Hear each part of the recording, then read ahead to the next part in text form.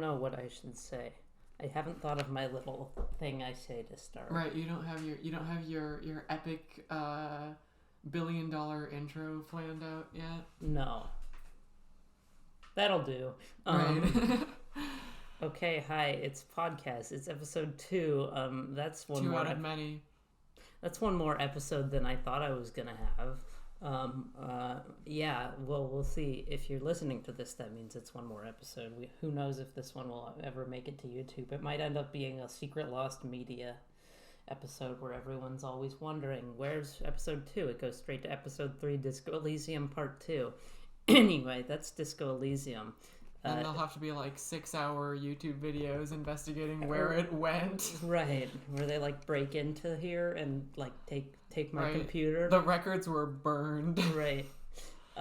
So studio interference.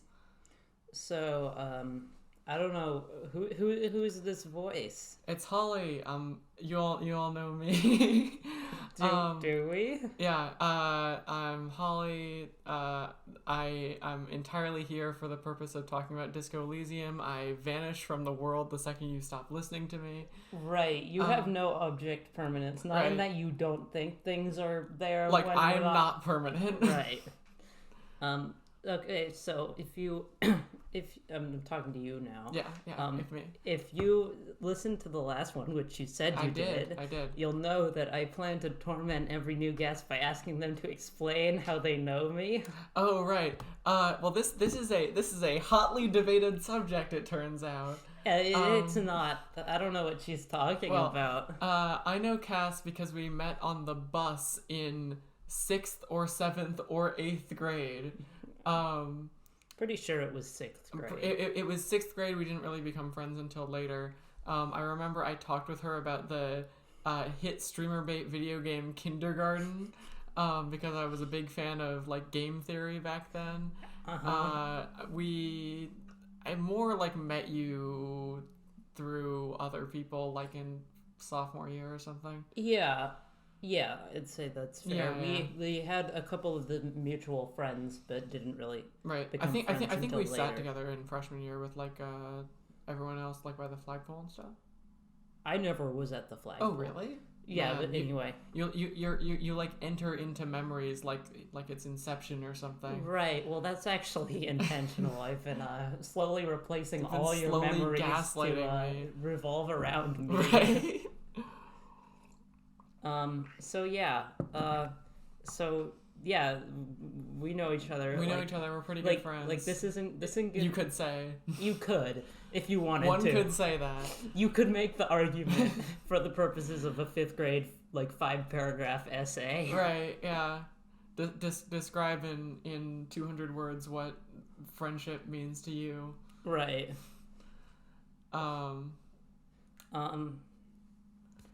Yeah, okay, so Disco Elysium. Disco Elysium is a good game. We're going to preface that. Well, what is Disco Elysium, Disco Elysium is one of the greatest pieces of art ever made. It's a isometric story-based RPG. Role-playing video game for those of you not in the know. Wait, video game starts with a G? There's a V in there. Or is video like attached to the end of playing? It's a video game. Role-playing video game. Role-playing video game. It is based off of a book and written by Estonian novelist Robert Kurvitz with a lot of he's broken. Yeah. That's sad. We're gonna have to edit this out, but the little penis guy figure that I was playing with, his arm broke off. You remember Penis Guy 2 seconds ago? Really? You'll remember Penis Guy from last episode. You can glue him probably. Yeah, I can glue him. Anyway, it's loosely based off of Kurvitz's book, The Sacred and Terrible Air, as well as his life experience since writing the book, including intense descent into alcoholism and his escape from it. Yeah, if I remember, like, this is just like something I've picked up through osmosis. I don't have a source for this, but like I remember like the story reads in my mind as like sort of like a Hitchhiker's Guide to the Galaxy type thing. What do you mean? Where Douglas Adams got the idea for Hitchhiker's Guide to the Galaxy lying drunk in a field. Yeah, no, I actually part of what got him out of alcoholism was beginning work on Disco Elysium. Yeah, so it's a similar thing. It's a story of redemption. The game is also given like really striking visual character by its lead artist Alexander Rostov, who we'll get into this later, but the entire game is in like a kind of oil painted style from the main world that you interact with and the individual character portraits of who you interact with. The only exception being, as far as I can remember, being like the 3D models of the characters. But those are still cell shaded to look like they're oil painted. Yeah. The 3D models are actually like sort of amateurish. They're like PS2 they quality. Look pretty bad, but they're never from actually really far away. Them. Yeah. So this game, it is kind of a book that you play, to be honest. There's no real physical dialogue. There's no real physical gameplay to speak of aside from kind of moving around in the world. There's no combat. There's no I don't know what other things video games have. Like puzzle solving. There's no really. Puzzle solving. There's like maybe one very cursory puzzle, but it's not like a Secret of Monkey Island type thing. There is combat, but there is no formal combat system. The combat is entirely done within dialogue choices that you make by using your skills. Now, what are skills? Skills are a set of 24 characters that basically live in your head. Yeah, they basically, some of them represent more traditional like D&D type skills like pain tolerance, endurance. Savoir-faire is like dexterity in a way. Yeah. Sort of strength and dexterity have been split into a variety of more like physical skills. Yeah. And then intelligence and wisdom have sort of been split into your intelligence and various facets of it, and like your deep emotional core. So yeah, these skills are split into 4 categories with 6 skills each. Intelligence? Is it intelligence or is it? Well, you know what? I'll just look it up. But yeah, there's basically 4 categories. What I call them is blue, purple, red, and yellow skills because those are the like primary colors for each of the artworks representing them. If you play D&D, just think of them as like the main stats like strength, charisma, dexterity, and the skills being secondary skills that the stats affect. When you actually get down to it, it's a pretty straightforward RPG system. Yeah, it's intellect, which is blue skills, psyche, which is purple skills, physique, which is red skills, and motorics, which is yellow skills. And those can basically be boiled down to intelligence. Psyche is kind of a wild card. Physique is strength, and motorics is dexterity. Psyche is basically a combination of wisdom and charisma. Yeah. But it also has like a more supernatural element. None of these are so simple as we're making them out to be. But anyway, interestingly enough, when you start the game, you're given a choice between 3 archetypes, each of which sort of focuses on one of the 4 categories. Motorics does not get an archetype, but this sort of feeds into the theory I have that motorics was sort of the one that got the least attention during development. Yeah, one of them does buff motorics, but I forget which one it is. They all give various amounts of points to each stat, so some of them may have motorics as their like second best stat, but there is no like motorics build. I think the brawler build has a secondary motorics thing. Anyway, basically what happens is you're given 12 points to put between these 4 categories. at the start of the game when you build your character. So you can put, for example, you can evenly split them so you have 3 points in every skill, or you can put it so you have 4 in 2 of the categories and 2 in 2 of the categories. Or you can put it in so you have 5 in 2 of them. And 1 in 2 of them.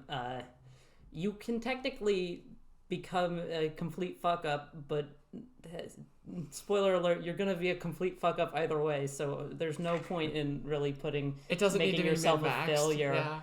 Yeah. You can give yourself 1 in each stat. You will have a bad time if you do that. Yeah, the game will probably still be fun because it's a fun game, but you will be sort of miserable the whole time. So anyway, so this is like boring. We're just like explaining what skill checks are. What an RPG system is. What makes this interesting is, as we mentioned shortly before, the skills are characters who talk to you. Yeah. Throughout the game, as you progress through dialogue, there's hundreds of passive checks that are going on all the time, and when they succeed, your skills will talk to you and like give you information about the situation. Yeah, give you advice, and they all have a specific personality based off of what part of your personality they govern. Yeah. Sometimes the advice is really bad. Yeah, like Half-Light, which is basically like your fight or flight response. Yeah. Is like a psychopath who tells you to kill everyone at the slightest provocation. And Encyclopedia is like your trivial center. So it's a rambling moron who interrupts everything you say to tell you niche trivia that you don't care about. Right. It's like me. Yeah, exactly. Yeah, no. And you have this is slightly unrelated, but not really unrelated, but slightly less important. You have 4 main stats for each skill that kind of control the other ones. Right. So you're talking about volition for psyche, logic for intellect, endurance for physique, and what's the one for motorics? It's hand-eye coordination. The fact that was the only one I couldn't remember off the top of my head should tell you how motorics is sort of the... It's not very, the least well thought out. It's not one, very well developed. It has good stats in it. I just... Yeah. They're very functional stats. I've never met anyone whose favorite stats are motoric stats. Yeah, and the game sort of funnels you into wanting to learn more about the other ones because I think I'm sure reaction speed has silly shit to say, but you won't see it unless you pump tons of points into it. Yeah, motorics also governs your perception, which is important. Again, how it borrows from it kind of borrows from wisdom in D&D as well. Yeah. Yeah, the interesting thing is I had like 2 in most of my motorics by the end of the game, except for perception, which I had leveled up to 6 because I found it useful. Yeah. I think I had like a really high composure at the end. Yeah. Is it because of the one check that requires composure? Yeah. We'll get to that. I'll get to that. Anyway, we're going to talk about just like go over some of the more interesting skills. So, yeah, like I said, logic's sort of one of the straight men of the group. It doesn't have any super defined personality as far as I can remember. Encyclopedia is a nerd who everyone hates. Rhetoric is your ability to manipulate people in part. Drama is your ability to lie and detect lies. I think that's actually the way the game phrases it. And the interesting thing about drama is that it's like a pretentious guy who's always like talking like he's a Shakespeare character I do not believe this to be the correct choice of action, sire. He always ends his things with sire. He speaks like a classically trained actor. Conceptualization is... like your ability to see art in the world. Yeah, he's basically like a weird hippie. Right. That's like, whoa, look at that. Right. Visual calculus is very cool. Lets you be like Sherlock. Sherlock BBC. It lets you reconstruct crime scenes with like head magic. Volition is your will, basically. Yeah, like your willpower and your drive to keep going. Yeah. Inland Empire So Inland Empire is one of the two kind of like spoilery stats, but basically it's your like supernatural hunch ability that sounds stupid as shit and useless, but it's not quite as useless as you might sound. It's also like funny. Yeah. Empathy is your empathy. Yeah. This shouldn't need to be explained. But it is a little bit more complicated because you could say that detecting lies is part of empathy, but it's separated into it. So it's much more specific. It's just feeling other people's feelings. Authority is the authority that you command over other people, as well as your ability to like detect hierarchies and stuff in exactly. people. He's also an asshole who tells you to like boot stomp people. He's kind of like a drill sergeant or like an emperor. Yeah, which is, you can see because he has like a laurel crown on his portrait. Esprit de corps. That is one of the interesting ones. It's specific to your character's role in the game. We'll get to that. Yeah. Suggestion is what I got to, is what I was talking about. But basically it's camaraderie. Yeah, effectively. But specifically, we can talk about it later. Yeah. Chat, don't let us forget. Suggestion is we'll have to get Moot to remind us of that. Suggestion is the other aspect of manipulating people that I brought up from rhetoric. It's much more specifically making people do things rather than understanding them what they. Endurance is your physical stat, so it's how much you can get hit. It sort of splits this duty with the next one on the list, but weirdly enough, they decide to give endurance another role that I think is kind of silly. We'll get to that.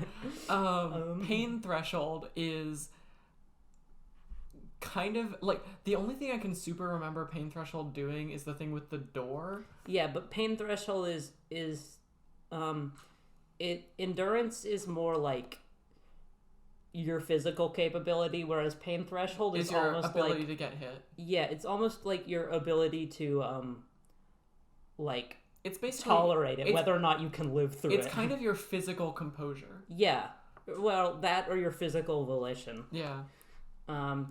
Physical instrument. He's a gym teacher. It's really funny. He's like always telling you to like drop and give him 20. He's a frat bro. Yeah. Yeah. He's your strength effectively. Yeah. We're in the red skills right now, and you'll notice that the red and yellow ones are a little bit harder to differentiate because they're more physically oriented. However, this next guy is easy to differentiate. He's electrochemistry. He's a bad influence on you who tells you to have sex and do drugs at all possible moments. He's your pleasure center, I think. And you'd be like, why would you level this guy up? Well, because like it's funny. Also, you're in like Sadville, USA, and like he also represents your knowledge about those things, right. And like people who have vices are going to be important to the story. All right, I need to talk about this one. Because this is my very favorite skill in the entire game. Don't spoil it. We have more things to talk about. I'm not going to spoil it, but the next one is Shivers, which is your ability to connect with the city around you, and it's basically a psychic connection to the world. Yeah. If that doesn't sound like it means anything, it's because it doesn't really, but it's cool. It's really cool. And then Half-Light, we talked about him. He's a fight or flight asshole who tells you to kill everyone. Hand-eye, and now we're into the yellow skills. This is going to be a lot less interesting than the other ones. Yeah. Hand-eye coordinate. I'm just going to breeze through these by myself. Hand-eye coordination is hand-eye coordination. It's your ability to do things. Perception is perception. It's perception. It's one slightly interesting thing is that when it gives you passive checks for it, it's split into what kind of perception, so like sight or smells. Reaction speed is, again, just your reaction speed. Savoir-faire is your dexterity, effectively. Yeah. But it also sort of manifests as your like ability to go with the flow in a non-physical context. If I had to assign a D&D skill to it, it would be acrobatics. because there's a few checks where it allows you to jump, and you could be like acrobatically dodging a question. Right. That this is the case for all the physical ones. Even if they seem hyper specific, sometimes the game will be all like weird and pretentious and think it's really clever for telling you, oh, it's like it's an a metaphor check to pry open this person's psyche. Like, come on. Interfacing is kind of just lockpicking and using tools and touching stuff. It's like mechanic knowledge, kind of. And then composure. It's composure. Composure is a pretty good yellow stat, though. Okay, so you may have noticed that we're saying stuff like authority has a crown, and that's because all of them have sort of like these horrifying like Francis Bacon, not that one, the other one, the one who makes the weird artist. paintings. They have these horrifying like amalgams of like limbs and stuff. Like drama is a bunch of different emotional phases fused together into this lump. Rhetoric is a man like pulling another man from his mouth to represent like spitting out a new idea or argument. Encyclopedia is a head with an open book on the top of it. Right, it's sort of gushing forth all this knowledge that you don't want to know. Right. Anyway, you get the idea. Again, Alexander Rostov, the art director for the game, is responsible for a lot of this. And it's also heavily inspired by Francis Bacon, as Cass mentioned. There's a specific Francis Bacon painting. I forget exactly what it's called, but it's identical to Logic. A lot like Logic. It's like a guy segmented into a bunch of different... Like a Picasso cubist kind of thing, yeah. Okay, so these skills, we've talked about passive checks, but there are also active checks, sort of like you would have in D&D. Or like Fallout New Vegas or anything else. Like any computer RPG that you would know of. Yeah, so there are two kinds. There are red checks and white checks. The difference is basically with white checks, it's like, can you open this door? You can just leave and come back to that door later. It's not going anywhere. But if you're like trying to dodge a punch, that would be a red check. The fundamental difference is that white checks can be retried by raising your skills after you fail them once, and red checks cannot be retried. And yeah, that's it. So the way a cool thing about the game that I didn't notice for a while is it actually keeps a list of every single white check that is open in your menu. Yes. So when you're deciding what skills to level up, you can sort of open the menu and be like, well, I have like 8 different conceptualization checks I could walk back to and try if I level that up. This is one major reason why it's a really bad idea to save scum this game. Is because the game, it's sort of a fail-forward game. That's the point. Even with red checks, you will not be like really locked out of content per se. And honestly, it's worth like seeing the failures through because they're both extremely funny and telling to the characters and your main character. Yeah. So basically, as you just go through the game, you'll get quests and you'll succeed at checks, both of which give you a large and a small amount of XP respectively.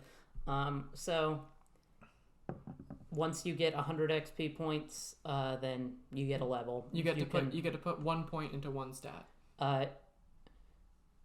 You can bank basically as many like level ups as you want and spend them at your leisure. So if there's a particularly annoying check, you can do the illogical but like emotionally fulfilling thing of pumping points into that check and increasing the percentage chance that you succeed at it over and over again. One very funny thing, and kind of the only reason to not, and red checks are kind of the only reason to not do this, you can just not put any skills into anything ever and then bank all of your points for the moment you need them. Right, that's what I'm saying. Yeah.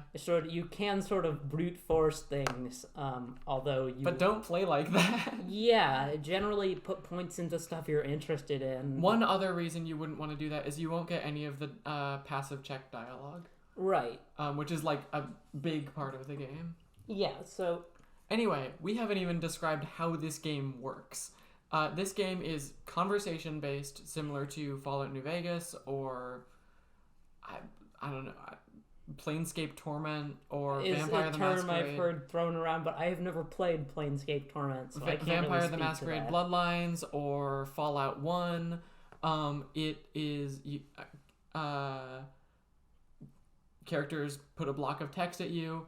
You select answers. Sometimes those answers will be checks to do certain things. Sometimes they'll just be funny things or interesting things you can say. Also, when you are like interacting with an object, it will take place as a conversation, not as in the object is talking to you, But although that happens sometimes. But the this game's silly. narrator is Describing the object, and you are given a list of things to do in the same format that you are given a list of things or even sometimes things to say to the object. Yeah. So the game works on a system of days where basically you have to go to sleep at the end of the day. The day goes from 6 to 2, so 6 a.m. to 2 a.m. At 2 a.m. the day just sort of stops, but there's nothing to do because everyone's asleep, basically. There's no, like, I don't think I ever stayed up that late. There's no, like, Stardew fail condition. No, there is no falling asleep. You just sort of walk around. And you'll get bored.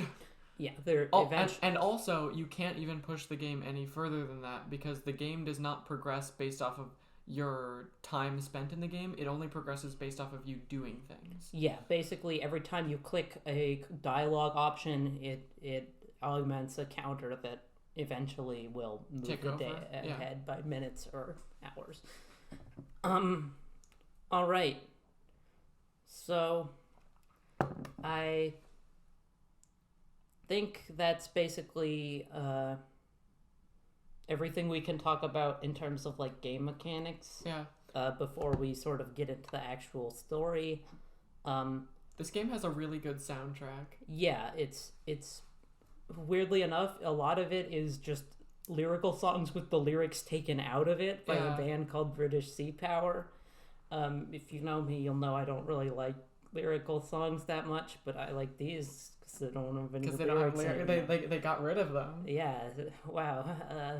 But yeah, good soundtrack. They just put it on Spotify pretty recently. A few months ago. Which is weird because the game has been out for 3 years. Right. But it's good. It's really, really good.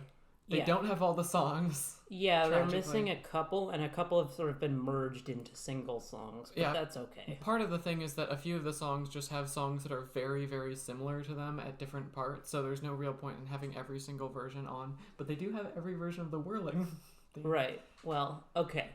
So it's like minor spoilers from here on out, but it's only going to be spoilers for the first We're not going going to get to major spoilers until part 2, but if you have not played the game and you care even the slightest amount from our description there, please stop listening and go play it. Yeah, and like if you finish part 1 and you're interested, you can still stop listening and go play it. It won't be ruined for you. We are only going to cover about the first third of the game now. It won't even be ruined for you after part 2 because this game, the most of the what's so great about this game is the writing, and we're not going to be able to capture any of that aside from maybe talking about some major themes of it some quotes or some quotes that we think of. But the individual lines of dialogue are this game's major strong point. So even if you have the entire story ruined for you, I don't recommend it.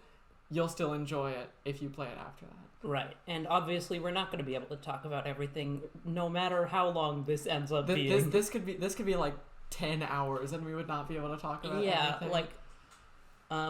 I've listened to tons of videos about Disco Elysium and reviews of Disco Elysium, and every single one, without fail, no matter how comprehensive it may seem, I'm like, but what about the what about the time where you go kick a mailbox? Spoilers. Okay, so anyway, you wanna talk us through the opening of the game? I'll narrate the opening. So this game is so good. Just to get that out of the way again. The opening starts with a black screen and the dialogue box that you'll become intimately familiar with throughout the course of the rest of the game. Oh wait, one thing I want to say about the dialogue box is that there's an interview with Robert Kurvitz where he said that he based the dialogue box off of Twitter, which is why it's like thin. Why it's so easy to read? Thin, like the format of a smartphone. Yeah, I've seen that. There's probably some scientific study about how like reading shorter like physical lines of text makes it easier for you to process really well because this game is really, really wordy. Yeah, I mean, like, as much as I'd like to sit down and read books, I don't do it super often, but like I sat down and played this game for like 6 hours every day for a week straight. Yeah, the way that the text is segmented is extremely well done. If you get into this game, it will simply just dominate your free time until you are done with it. You will have to play it for about 30 hours. Yeah. I played it for 70 because I'm insane. Okay, so a black screen with only the dialogue. A black screen, just dialogue, and you have your character called Ancient Reptilian Brain talking to you. Putting out a hit piece on the concept of extensions. Kind of ominously, and it's hard to figure out what's going on, and it seems like you're unconscious, but you're not quite sure. And as you attempt to wake up, your limbic system chimes in with all the pain that you've been experiencing, all of the vague pain that you've been experiencing, and you can dive back down and not wake up. Where the game just lets you sit there until you decide to keep going. Yeah. And eventually you're forced out of your stupor and awakened by a loud screeching noise. So the silliness of this concept may have sold you on the game. But yeah, I don't know. This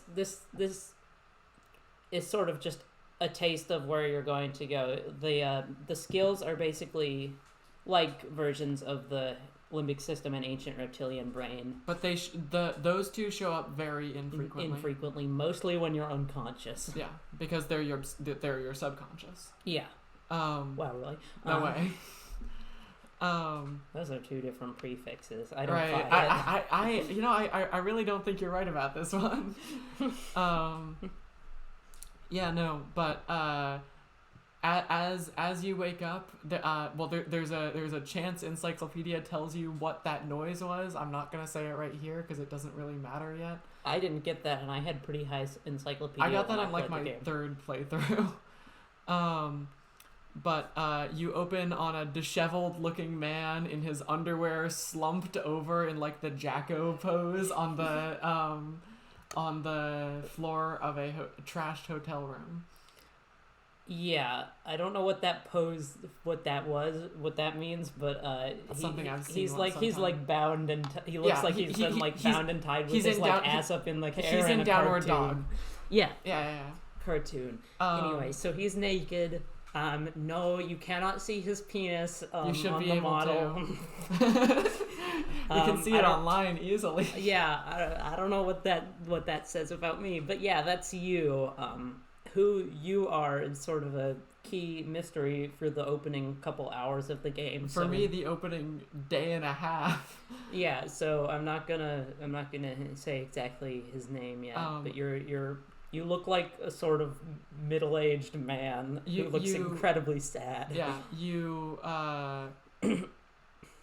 as you wake up, you get a thing around your head, which is something we forgot to talk about in the I didn't opening.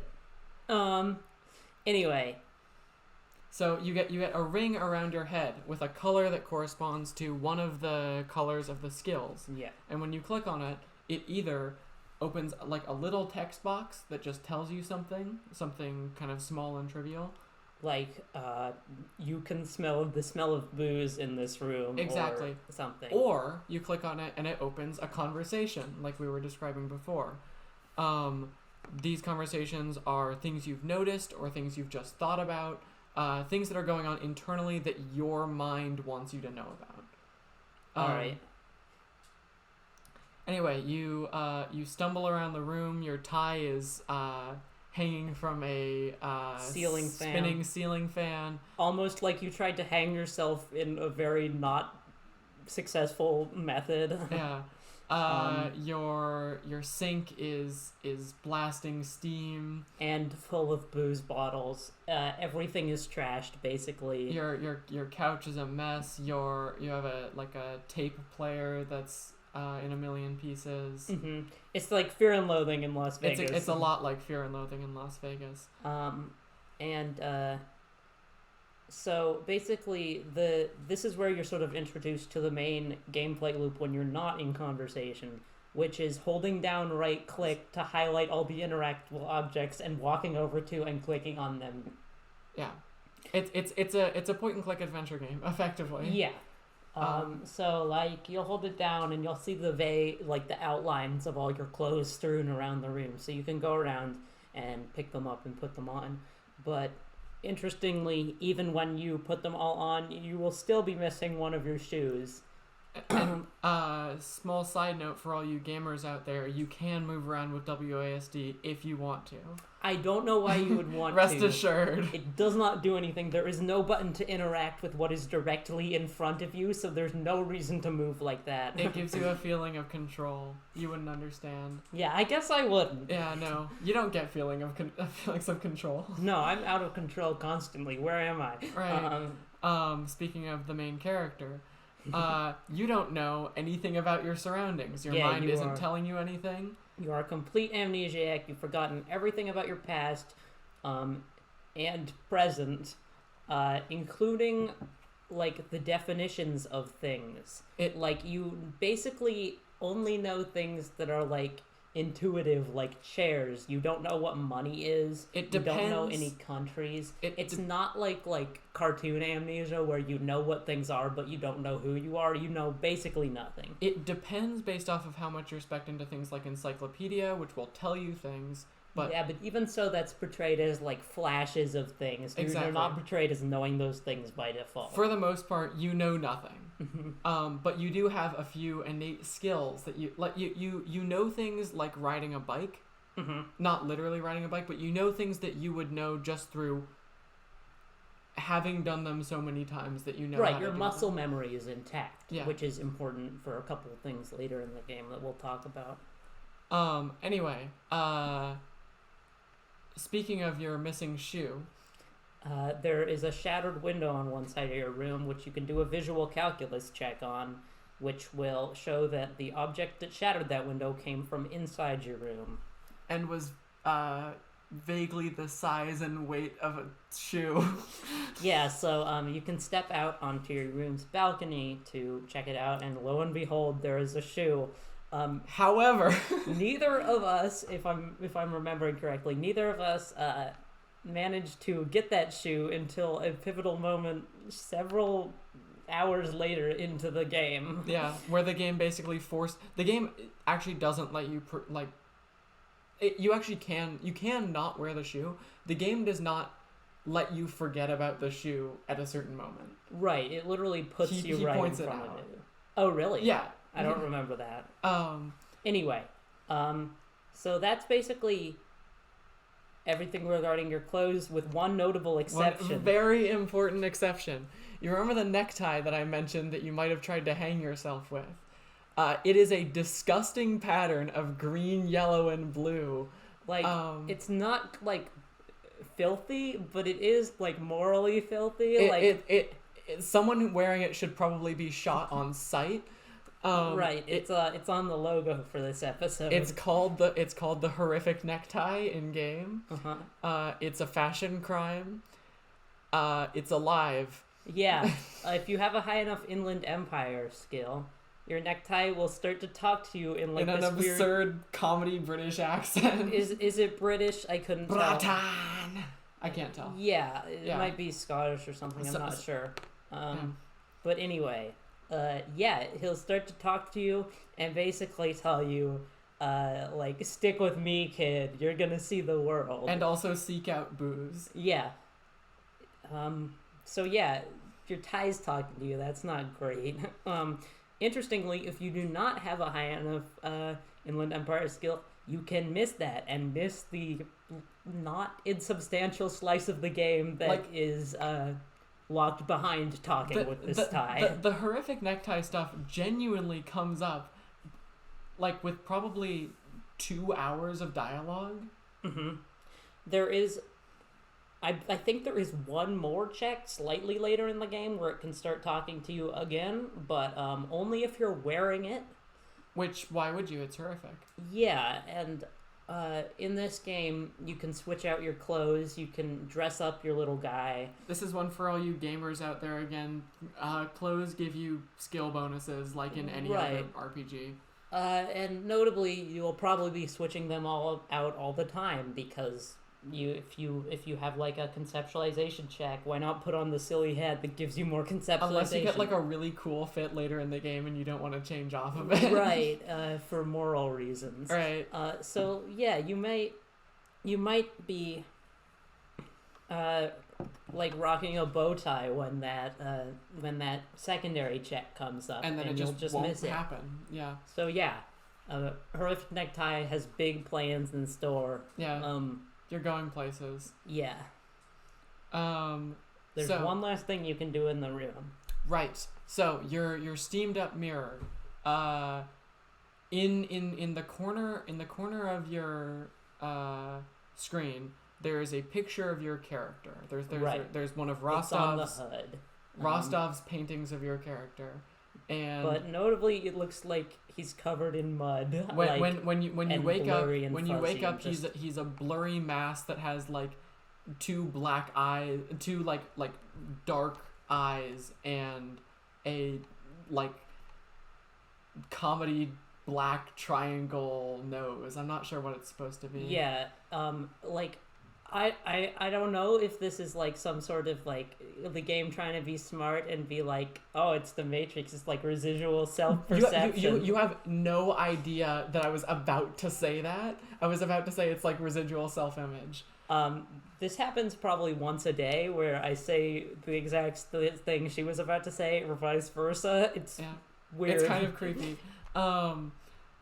Another interpretation of it beyond the Matrix reference is that it's just what you look like through the steamed up mirror. Right. But there is a really easy interfacing check to wipe the steam off the mirror in the bathroom.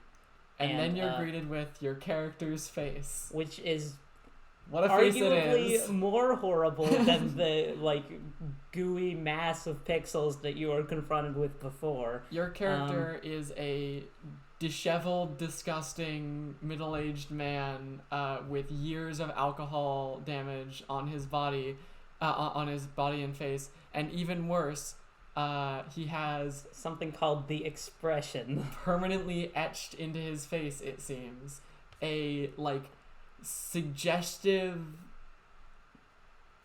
knowing, like, hey baby, let's go back to my place smile. That you have to pass a pretty big check to get rid of.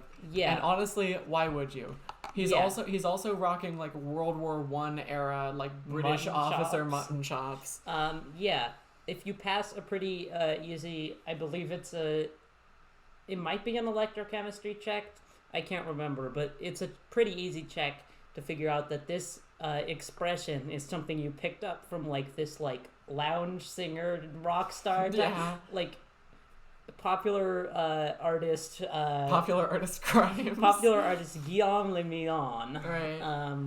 Right. You picked up this smile and apparently decided to permanently etch it into your muscle memory to the point where it takes conscious effort to stop it. Anyway, one thing that is a good segue into another part of the another major gameplay feature that I wanted to talk about is the thoughts and thought cabinets. Oh yeah. So thoughts are long-term mind projects that you pick up from doing things in the world, and they give you skill bonuses and also let you figure things out. Right. They're basically sort of delving into your subconscious to figure out things that your brain knows but you don't. They're like and they stick around in the thought cabinet after you've spent the requisite amount of time to unlock them until you get rid of them. Each of these are like represented by this H.R. Geiger looking creepy, like horrifying, like this massive tapestry. Yeah, each thought is represented by an individual image, and they all form together into be this like huge, like writhing image out of like Akira or something. Yeah, it looks a lot like Garden of Earthly Delights. It's kind of body horror. Yeah, like yeah. So each thought has one specific place that you can acquire it, and those places will usually be a conversation you have with someone that makes you think of something. And then you can, instead of leveling up your skills, you can use a skill point to commit that thought to memory, which will take a certain number of hours of like in-game hours, and then you will have it. Each thought has a temporary bonus for while you're thinking about it, and a permanent bonus afterwards. Sometimes those bonuses are also minuses. Yeah, they're modifiers. They're not necessarily bonuses. And they're not always straight skill checks. Sometimes they do change things a little bit. Or cause you to get bonuses on specific things. Yeah. Yeah. That's more complicated, and we'll get into it when we talk about the specific thoughts. But I needed to explain the thought cabinet because I wanted to bring up one of my favorite thoughts in the game that you can get very early on and no other time. Oh, well, first, Guillaume Lumion is actually a thought that you are given that takes a short amount of time to figure out that's why I was reminded of but it. Another thought is the inexplicable feminist agenda. You get this thought by declaring to your subconscious in that first opening sequence that you're a feminist. And then continuing to say it to everyone you meet without basically any knowledge of what that actually feminism means for deep psychological reasons that we'll get into probably in like episode 6 when we can fully explain the reason behind all of this. But effectively, it just means stating that you're a male feminist to everyone and watching them like wrinkle their nose as they clearly know that this is going to be trouble. You don't know what they mean.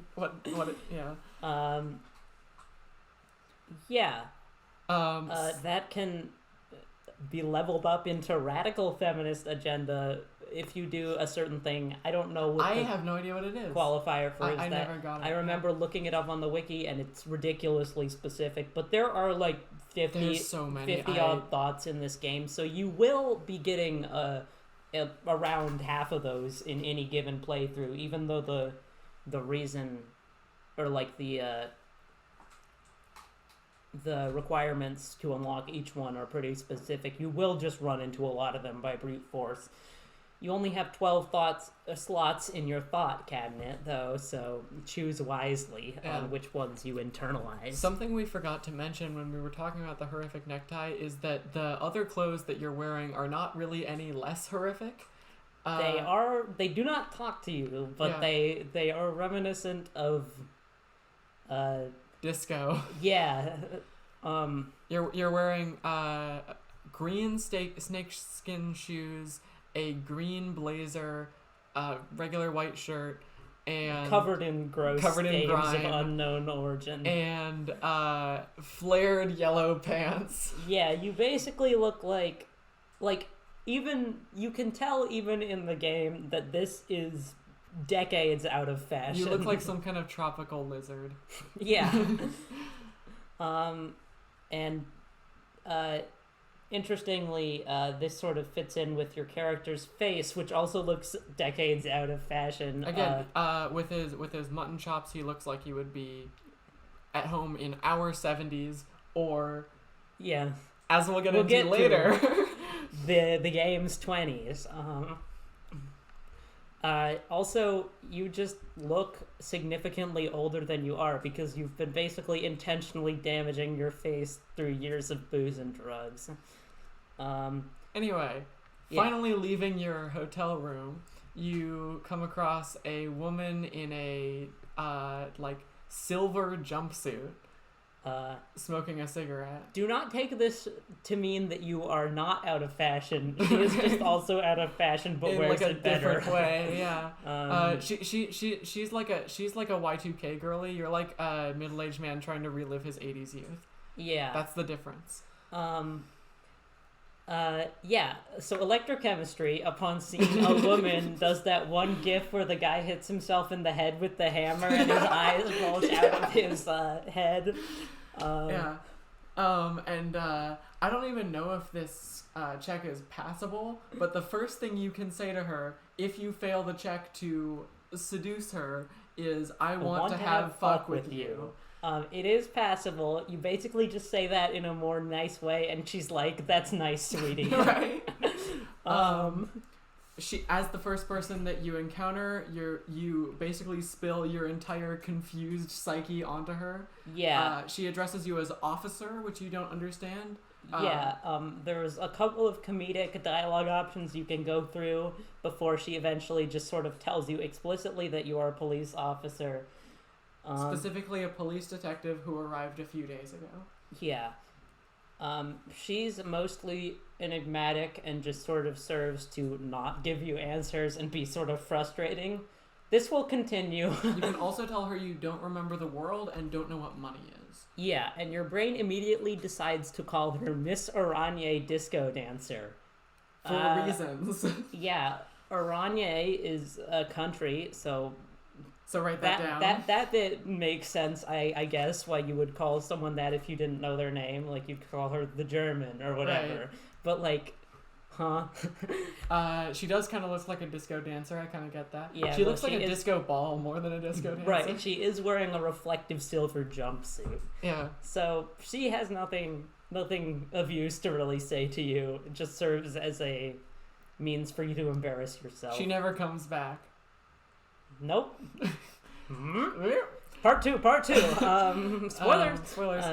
So the next, as you're on your way down the stairs of the hotel you appear to be in, you see an ashtray, which. Oh yeah. So you have in your hotel room, you've gotten the one thing on your to-do list, which is find booze and drink it. You might also have a thing regarding. Do what horrific necktie says. Excuse me. And this gets you find smokes and smoke them. Yeah. So both of these are your electrochemistry. The game really wants you to hate electrochemistry because he's basically just commanding you to give in to your desires. And I did. I was like a goody two-shoes on my first. Yeah, me too. Because your instinct upon seeing this pathetic man is, I can fix him. Yeah. Come on, stick with me, buddy. We'll get you out of this. Right. So, as you go down the spiral staircase into the main, like, mess hall of this hostel that you're in, you meet William Easton. You meet William Easton. Hi, Will. I know you're listening to this. It's your cameo in this game. You meet Gart, who is the cafeteria manager of the hostel. He runs it. The hostel is called the Whirling in Rags. He would like you to know repeatedly and insistently that he is not a bartender. He is a cafeteria manager. Despite the fact that he's wearing a bartender's vest, it kind of seems like he's hiding something. Seemingly tending a bar. But it is morning, and that's not incongruous to your player character, as you can tell by all the booze in your room. But there's booze behind him. He's clearly a bartender. No, he's not. He's a cafeteria manager. He runs many other important endeavors. Right. Eventually you find out that that's like a food truck and a falafel stand, yeah. But he frames it as him operating three cafeterias. Yeah. He claims, suspiciously, that you owe him a lot of money. Okay. You probably owe him more money, just given what your room looked like. Yeah. You ask him questions about the world. You ask him what money is again. And he basically tells you, haha, very funny, give me. Yeah. You broke his bird. Yeah, there's a bird on the wall, and he seems sort of ambiguously angry at you about it. But won't tell you why.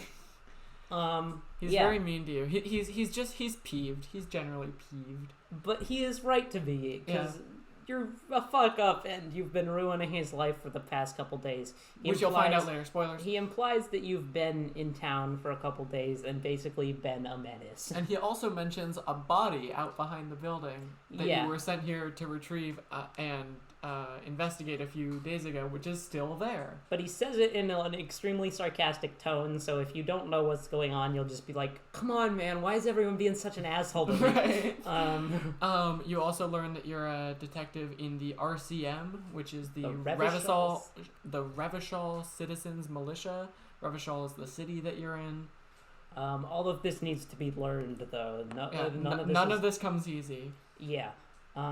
Also, in the sort of main area of the cafeteria is a karaoke setup with a disco ball and everything, and immediately your brain screams at you to sing karaoke. Thank you. This is a surprisingly long-winded quest that you don't get to actually fulfill until like day 4. But seeing as you're dressed as like Iguana Man from Foxtrot, with the attracting women and flies get up, you having fuck with women and flies. Yeah, it makes sense that this is something you would instinctively want. So, when talking to Gart, one of the options you'll be given when confronted with your debts is to do a check to run away. And if you run away... if you succeed in that check, then that basically just delays it, and eventually you will have to come back to this building to sleep, and Gart will kill you then, by which I mean he'll make you pay. If you fail... you sort of trip over yourself and fall backwards and knock over a woman in a wheelchair sitting on the other side of the room. While flipping Gart off and flying through the air. Yeah. This woman is Lena, presented as the cryptozoologist's wife. Like, that's we'll just get into something, it later. like, that's just something you're supposed to instinctively know. Right.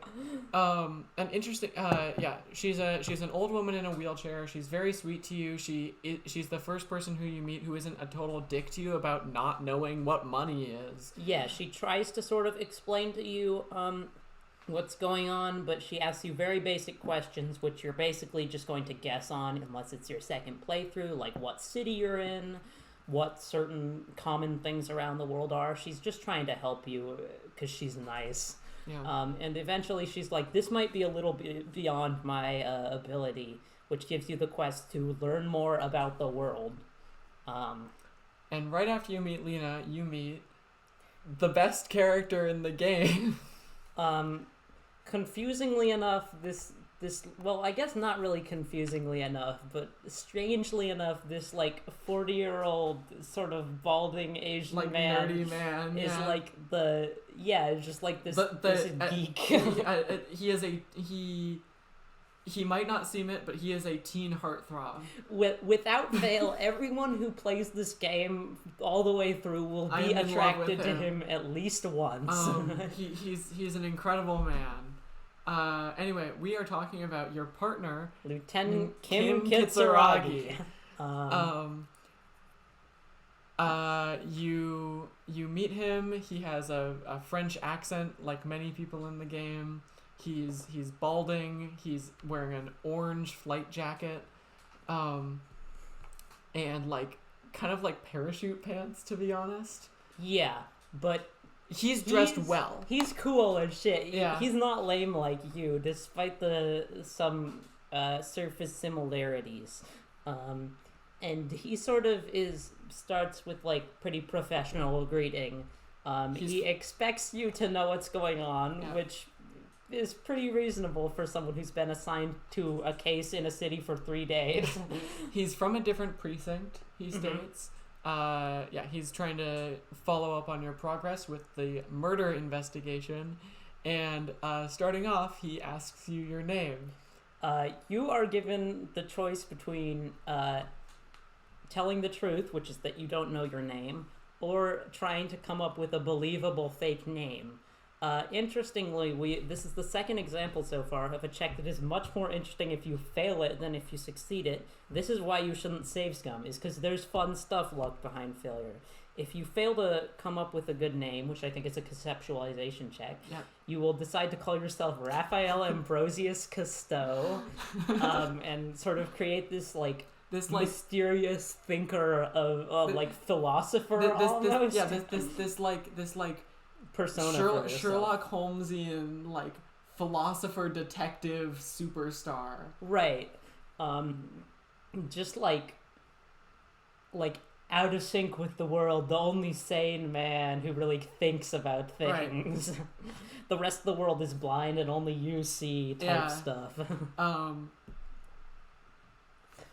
So yeah. I don't actually know what happens if you succeed on that one. I'm pretty sure you just come up with a believable name. I've never heard of anyone mention that name. I think Raphael Ambrosius Cousteau might be inevitable if you...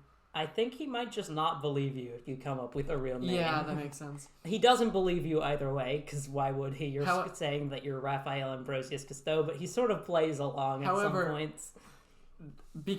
One thing that's fantastic about this game is that it never really forgets things, and things are persistent throughout the whole game. You can continuously call yourself Raphael Ambrosius Cousteau to almost every single person in the entire game. Right, and seek out a quest to destroy identification that marks you as otherwise. Right. One of those pieces of identification is your badge, which you will notice is missing when he asks you for it as identification to make sure you're really his partner, because he's suspicious because you're a fuck up. So yeah. So later you down a name, down a badge, down a gun. You'll find that out later. This is well, you can find it out now. No, you find it out at the call. That's not true. You can find it out now. You can just mention it. I found it out at the call. Okay. Well, anyway, yeah. You're fucked. You're totally fucked. And you can talk to Kim. He'll start following you around, basically. He's your party member. Yeah, through sheer professionalism has decided to just deal with it get things done despite you. This is one reason I think that, this is my theory for why Kim is so appealing to everyone. Kim, despite seeming like he's professional and stuck up, has an air of, has a hidden need to see funny things through. Right. This is entertaining to him whether or not he'll let you know it. And also incredible empathy for this man that he's just met. In fact, the first check that your I forget what skill tells you. Esprit de corps? Esprit de corps tells you when you meet Kim, before he says anything, that he would give his life to save yours, despite the fact that he knows nothing about you. Jump in front of a bullet, and you are certain about this, but you don't know why. Right. Esprit de corps, I earlier described it as camaraderie, but specifically it's like a cop camaraderie. It's knowing cop things, yeah. And almost like cop psychicness. Yeah, it's kind of like Inland Empire and Shivers, but for police things. Yeah. Yeah. So basically, he decides to sort of just follow you around and hope that you get better, try to help you get better. He's still going to do his job despite the circumstances. An interesting fact about Lena, who we mentioned, the cryptozoologist's wife, who we mentioned a second ago, is she was originally, in the game's development, going to be your third party member with Kim, but they discovered that it would be too hard to build the entire game around wheelchair accessibility. She actually makes a joke where she's like, I mostly stay in here because, Revachol isn't very wheelchair accessible. And you can ask her to come with you, and that's what she says to it. Yeah. Okay, so you step outside the hotel, which is the Whirling in Rags. There's a couple... Actually, before we get out there's a couple of things. You're in basically an empty cafeteria with a couple of, picnic tables in it. There's no one there right now. There's a private booth, which is apparently reserved for union members. It says on a sign. Yeah. We'll find more out about that in part 2. there is a locked kitchen door. Basically, you are closed off from getting too sidetracked in here at the start of the game. But rest assured, there are other things to do here later. Yeah. So, you exit the whirling and speak with a friendly gardener. Who's just sort of sitting out front. She's cool. She gives you gloves that you need. She gives you, like, rubber gloves that you might need. Which are the first... non-standard piece of clothing you get. Yeah, and also the first... hand item, like glove item, which leads to the sort of entertaining visual of people playing most of the game just sort of wearing around like dishwashing gloves. Almost everyone plays their first day at least wearing the normal suit and tie and gardening gloves. Right, which is like something I really like about this sort of clothing mechanics in this game is that Harry, nobody, the player Ambrosius. character, Raphael Ambrosius Cousteau, is insane. So like his insane wardrobe choices are canon. Like if he wants to walk around wearing a tracksuit or like a silly hat with a frog on it, you can. It all makes sense. And he would just do that. It's all in character. And like it would be in character for him to say, "No, the hat gives me psychic powers." Right.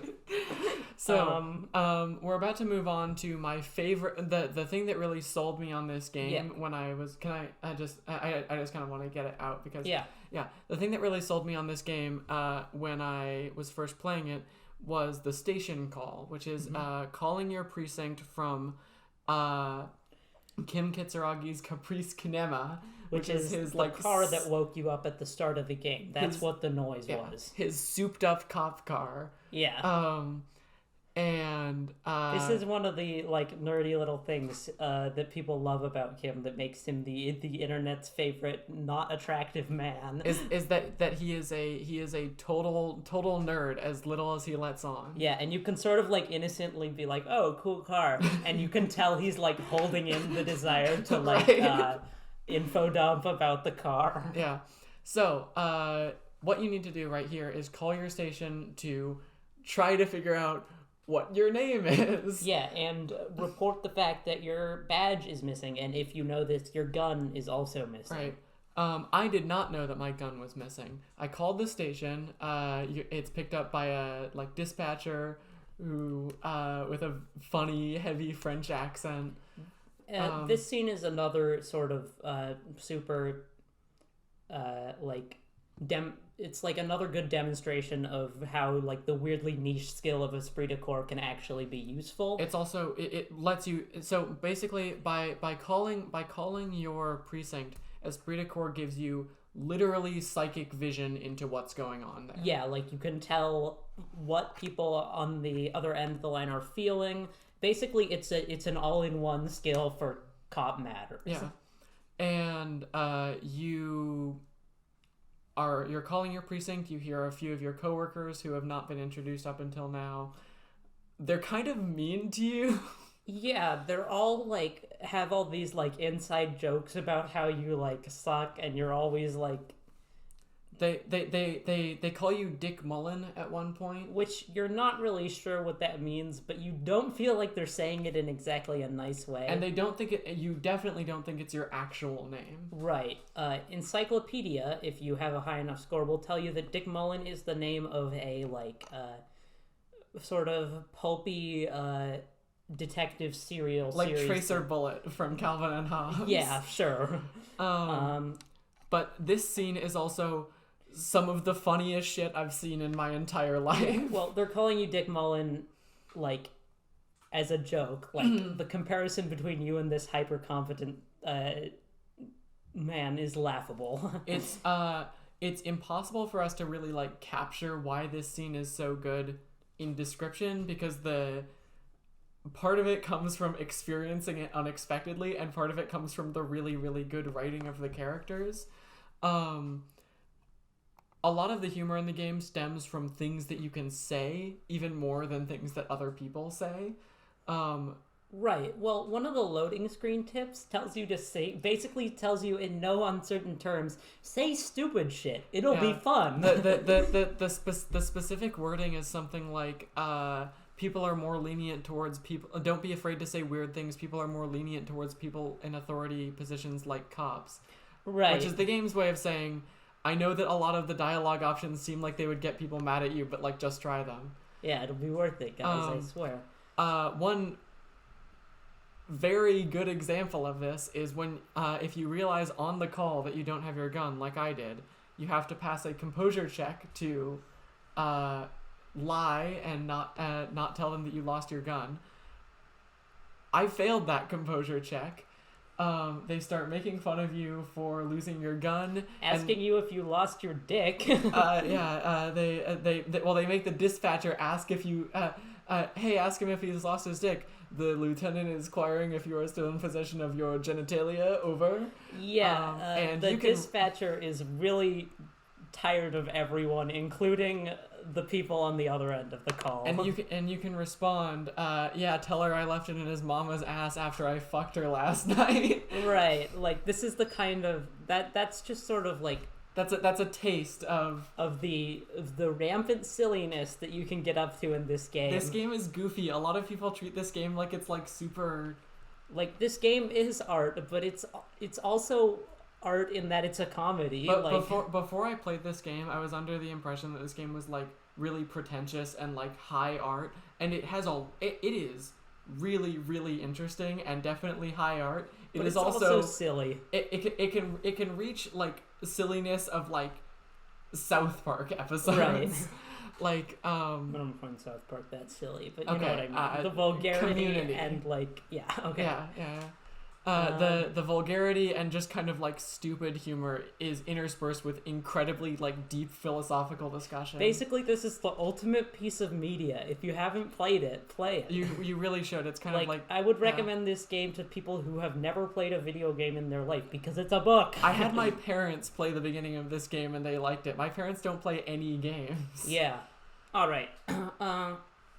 So do you have anything more to say about the station call? Yes. After you get off the call, you get an esprit de corps check that describes Lieutenant Jean-Vic Mayer, who's one of the people you were talking to, and sort of the man in charge over there, and Judith Minot expressing their concern and saying they need to do something. Saying he seemed worse than usual. Yeah. They're talking about you. Yeah. No, they're talking about Kim. Yeah. That nerd with the glasses. Right. That binoclard. Oh yeah. A really funny thing about this game is like people are like so prejudiced against people in glasses. Like, you know how in kids media people would be like, hey, four eyes. But like that's not a thing that happens in real life. Like people This happens all the time. Fucking hate people with glasses in the world of Disco Elysium. For unknown reasons. But yeah, binoclard is a derisive term. And Kim is a mega binoclard. Yeah, he has like Coke bottle glasses. Yeah. Anyway, as you walk further from Kim's car, which is parked directly in front of the Whirling, you'll notice that there's a massive traffic jam of us Americans would call them semi-trucks, yeah. But because it's a game produced in the UK and set in fake France, they're call them lorries. Interesting thing, don't be turned off of this game because it's British. Robert Kurvitz is Estonian. Yeah. Also, even if this game were British, that would knock it down like 1 point. That actually confused me so a little like sidetrack. That confused me so much for a while because I knew it was Eastern European because it's such an Eastern European game. Yeah, no, this definitely feels like sort of like an Eastern Bloc, post-Soviet type. For reasons we'll get into later. Yeah. But then I learned it was made in the UK, and I was so confused. Made in the UK by an Estonian, yeah. Anyway, you discover this traffic jam with a really laid-back and cool guy. Yeah, this traffic jam's full of silly characters. Watch them caper about. A regular rogues gallery. Right. One of these guys is sort of this, like, tattooed-up guy who looks like Mr. Malahy. He's laid back. Yeah, he's he's sort of like an amateur poet in his free time. Like, you expect him to be this tough guy just because of, like, trucker archetypes, but he's, like, this laid-back, soft-spoken... He's a sensitive soul, yeah. Yeah, and he's, like... He's willing to read you a little bit of his spoken word pieces. He's like a cool stoner. He's like John Lennon or something. Right. There's nothing really to do with him now except for talk to him. You can ask him for money, but don't. He doesn't. He has like $2. Yeah. He will give it to you. I think... Oh, no, wait, that's later. Okay, so another person you can find is the Pale Driver. No explanation given on that name at first. She's a old woman who doesn't really respond to anything you say. Yeah, she's basically just sort of like staring into space. You can snap your fingers in front of her face, and Kim will be like, come on, she's just an old woman. Right. Like to give you more of an idea, her portrait is like with her staring off into the distance with white eyes with like frozen breath coming out of her mouth. Yeah. Like she is not with you. There's nothing inside there. Another character you can meet who drives the lorries is the regular lorry driver who greets you and Kim with "Welcome to Revachol," specifically directed at Kim. Like, this doesn't read to the player as explicitly racist, but Kim definitely realizes that it's sort of like a... He's effectively saying, like, go back to where you came from. Yeah. Or asking someone who's clearly an immigrant, or who's like a child of an immigrant, like, oh, where are you from? Like, where are you really from? This is definitely racially motivated. It's racially charged, yeah. Yeah. Kim tells him off for it. If you're an asshole, you can side with the lorry driver. But if you're cool, you can be like, "Got your back, Kim. I'm an awesome liberal." And you can tell him and you can tell the guy to fuck off, and he's labeled as the racist lorry driver from then on. And if you talk to him after that, he's always starts it with, "What? Want to tell me to fuck off again?" Yeah, he has a very thick French accent. Yeah. The last sort of person of note in the traffic jam is Sea Lang, who is sort of... He's like an Indian, like, salesman? Yeah, basically he's selling goods out of the back of his truck while the jam is going. He will sell you various things, including a silly hat with a frog on it. A froggy visor. He has various bins of stuff that you can sort of do, like, interfacing checks to sort of, like, dig through and find stuff. And depending on if you succeed or fail, you'll get... quote-unquote snazzy clothes or like disaster clothes. He's both very are fun. He's very like charismatic and like friendly. It's yeah, like, everything's cool here, officer. Yeah. He's definitely got sort of like a Pooh from The Simpsons "thank you, come again" demeanor. Right. But it seems like a front, but it's also kind of not a front. Right. He's another person you can ask for a bribe. I don't think he gives it to you. Yeah, no. He's a businessman. He uses some sort of like wordplay that basically just makes you say, well, Right. So yeah, he sort of serves as a clothing store, but you won't have very much money at the start. You will have actually like 30 cents. Right. That you'll probably pick up from the table by the ashtray at the beginning. Yeah. Hence why you can't pay back your 120 real debt to Gert. It's real. France. Money, dollars. Yeah. It's dollars and cents. But it's treated as such. But it's French. Yeah. Yeah, no, and along the strip of the traffic jam, there's a few stores. Most of them are closed. One of them is not closed, which is Frit, which is a 7-Eleven, effectively. Yeah, where you can buy a bunch of things. You can buy like a disposable yellow rain jacket. This is a good place to point out. You have 2 health bars in this game. Yeah. One is your physical health, determined by endurance and the number of endurance you have, and one is your mental health or your will to live, basically, right, which is determined by your volition. If either of those run out, you collapse. But with one of them, you're dead, and the other one, you're dead quit. Inside. Yeah. It's just health and morale. You take hits to them in different ways. You take health in physical hits and morale in like you got embarrassed.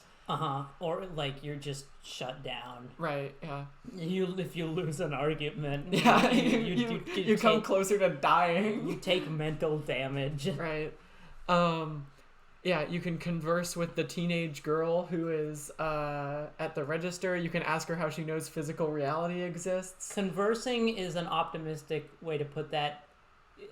More accurately, you say stuff and she goes, nuh-uh. You can talk at her. She doesn't seem to really understand what you're talking about because you're talking insane shit. Yeah. She's reading a like gossip magazine with two girls kissing on the front, which you can point to and say, I like this, very futuristic. That serves no purpose, but it's silly funny. line. Yeah, so the main thing you can do here is you can buy medicine, which is what you use. There's just a button above each of your health bars, and you can, if you have medicine, you can click on that button to replenish your health. Yeah. Your health sort of drains slowly. If you've played Earthbound, you know how this works, but it's set into units, but those units sort of like drain. So even if you get damaged fatally, if you have medicine, you can click on it fast enough to heal yourself back up. You don't die instantly, yeah. Right. The game, it's not like a fast-paced reaction It's not game. a reflex thing, it just gives you a chance to do it. Yeah. Basically, if you have any healing items, you can't die. Well, you can let yourself die. You can let yourself die, but like if you react properly and have healing items, you can't die. However, that's much more difficult than it sounds because it's unlikely that you will have healing items early in the game. Yeah. There's a couple you can sort of find scattered around. Along with you can just like sort of find change in the drain that'll give you like quarters and nickels and stuff. And it's worth noting, if you like don't spec into volition or don't spec into endurance, you will have 1 hit point, and if you don't have any healing items, you can die in 1 hit. Yeah. One early way you can die is trying to get your tie down from the ceiling fan. No, well, turning the lights on. Right. You're hungover, so it might like hurt your eyes, and you'll take a single point of health damage, which if you haven't spec'd into red skills at all, will just kill you. It will kill you instantly. You'll suffer a heart attack. Really funnily. Yeah. There's also a variety of non-standard game overs. I think there's 23. I've looked through them all on the wiki at one point. We'll talk about those more when we get to the first notable one. But the deaths are part of them. Yeah. Well, the deaths are standard game overs that can happen at any point where you take damage. Non-standard game overs happen when you do especially stupid shit. Right. You would probably know the one I'm referring to. So, yeah, you want to talk about the strike? So, the main core incident that the game revolves around is a strike at the Revachol harbor. The Union has currently barricaded themselves inside the harbor with scabs and strike breakers protesting outside, led by a very loud, big man. Yeah, like who's yelling, 6'2" linebacker, 300 pounds, giant bulky guy. Who's yelling right to work, and he doesn't really want to talk to you. If you talk to him, he'll be like, do you want to talk about how I'm right? Right. And if you say no, then he'll be like, then fuck off. And even if you do talk to him about how he's right, it's a dialogue shrub. It's this guy is not interested in talking. Even with your limited knowledge of the world, you can tell that this guy has something going on. This guy is not just a scab He's not leader. what he seems, yeah. The other amazing guy you meet right next to him is a Union member named Call Me Mañana. Call me in the morning. Call me in the morning. Call me tomorrow. You can ask him for a bribe, and he'll be like, sure, and gives you a quarter. He's awesome. He's laid back. He's I'm going to talk a lot about him later because there's you can't learn about the stuff about him until later, I don't think. Right, but he's a laid-back guy. He kind of looks like Mario. Yeah, he does have a mustache and a hat with a white part in the middle. Vaguely Spanish or Italian, but in this world, it's called Mesc, which is a... Yeah, and it's sort of... Spain and Mexico are sort of fused. They're kind of the same country, yeah. And also Italy. Yeah. A little bit. It kind of depends. But this is a good enough time as ever to talk about the world. you won't know very much about the world at this point, but this is clearly not the Earth that we know. People will talk about dates, and they'll say things like, disco was in the 20s, get modern, we're in the 50s now. Right. The years are always referred to as apostrophe 2-digit number. Yeah, so you don't know, like, what... Like, your brain will be like, 1920? No, that doesn't make sense. It's just 20. Right. Yeah, there's... the countries are all different. They're vague, like, stand-ins for real-world countries, but they are not... Aspects of them are sort of meshed, and relationships between those countries are not the same way they are, and, like, racial stereotypes are different and stuff. Yeah. It's a strange, like, smudged after image of our world with many recognizable qualities but no similar structure. Right. So, like, racism still exists, but it's not the exact same. Yeah. Like, way people are racist. And like white people are still racist against other races, but there's like different weird interethnic conflicts that exist, and like different race theories and just different ways things have developed. It's not an alternate timeline. Speaking of race theories. Okay, so you'll be like, why don't people just walk into the harbor? If the scabs are trying to sort of work and sort of bust their way in. Yeah, stop the strike. It's because there's this giant man who is He's like 6'5", even bigger than the scab leader. Yeah, like he is horrifying. The scab leader refers to him as head measurer when you ask why he's not inside there working, if he loves working so much. His name is Measurehead, not so subtly like eugenics calipers measuring heads. He has tattoos that like illustrate his like physiognomic superiority on different parts of his body. Yeah, much like Leonard from Memento, he has tattooed important things onto his body. But those important things are all like his skull width. Yeah. Yeah. So he is basically guarding the button that controls the electronic locks on like the side door to the harbor. There's a variety of ways you can get into the harbor, and this guy represents two of them. He has adoring fans around him. Right, he has several babes. Yeah, Measurehead's babes are what they're called. The first and probably most famous line he says when you walk up to him is your body betrays your degeneracy. Yeah. He's enormous. He's a Samaran supremacist. Samara is... It's unclear. Yeah. Somewhere like Southeast Asian or African. I think it's Southeast Asian. Yeah, I think it's meant to be like Bangladesh or Indonesia or something. Yeah. But anyway, he thinks he's hot shit, and he calls you part of the ham sandwich race. Yeah. In reference to your skin, not your sandwich making abilities. He tells you how far your race has fallen, and that you invented eugenics and race science, and... But now you poison yourself with al-ghul, which is alcohol, and homosexuality. He's a fascist, effectively. He's a... and he has a lot of interesting ideas about race and race science, which you can kind of just get him to keep talking about. Yeah, he will... This is a challenge not only to your character's willpower, but to your willpower, because he will keep going on for actual real-life, like, minutes. Like 20 minutes. I'm not even, like... On what he thinks about everyone. He'll tell you about the Class C races and what he thinks of every single one, and he'll tell you why. It is an insane, maze delve into, like... Yeah, and if you are listening to all the voice acting, this game has voice acting. It was updated to have to be fully voiced, which is an insane effort considering the size of this game. This game has over 1 billion words. Yeah, so if you're listening to the voice acting, this will take you an actual not insubstantial amount of time to click through. Yeah. Not a billion words. A million lines of dialogue, I think is the... Yeah, whatever. There's some enormous, insane metric. Anyway, if you feel like doing that, at the end of that path, you'll be like, so what do you think? If you convert to his...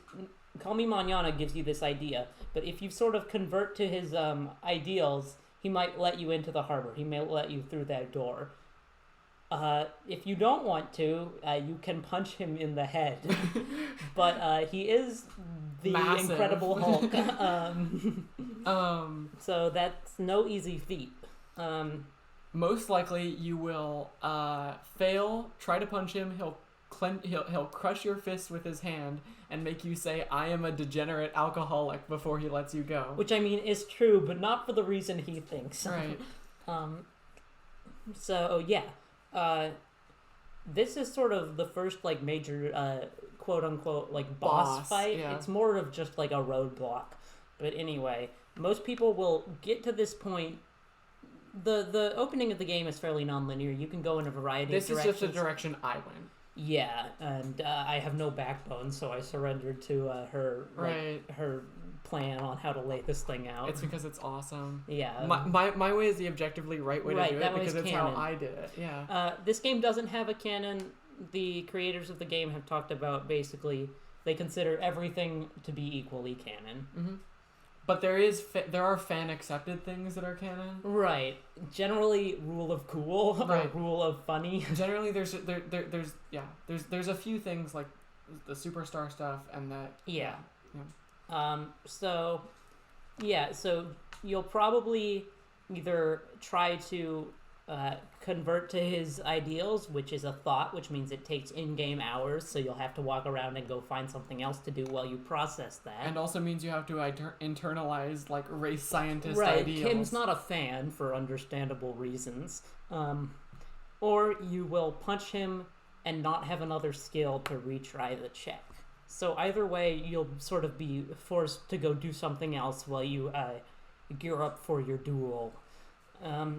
One of those things you can do is going around back of the Whirling in Rags. To do your job. Right. This is where the body is, which is the reason why you're here. Investigating, like, union and strike business, that's just something personal you're doing on the side because you don't know what the hell you're supposed to be doing. You're just wandering around. There's a body hanging from the tree in the backyard of the hotel that you're staying at, gruesomely visible from most of the room's windows. Sort of pretty close to the center of town. Yeah, it's rotting and a small child is throwing stones at it. Yeah, it had apparently been there for a day when you got there, and you've been there for 3 days, which is much longer than it should be.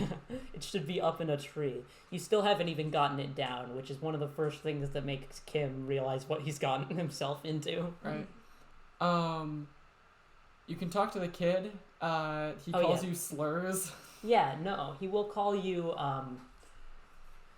some homophobic slurs, which sound like our homophobic slurs, but don't worry, they're not. The creators have confirmed that they are Flaubert. Yeah. But they are censored in the game, so you can kind of use your imagination. Yeah. Weirdly enough, one of these dialogue lines that did not get censored. You can hear that it is not Flaubert. It is not Flaubert, and the voice actor for Kim says it. Yeah. Cancel. Judas Knox's producer tag. Yeah, exactly. So yeah, the awful little child and his evil sidekick who kind of looks like me are throwing rocks at the body. Yeah, they're named Kuno and Kuno S. Kuno S is the one that looks like Cass. A little bit. She has a beanie on. Yeah. They are the worst.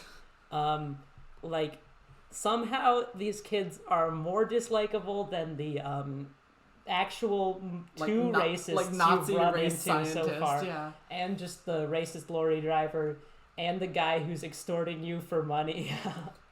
Yeah. Somehow these kids beat them all. It's because they're annoying. Yeah. Fuck them.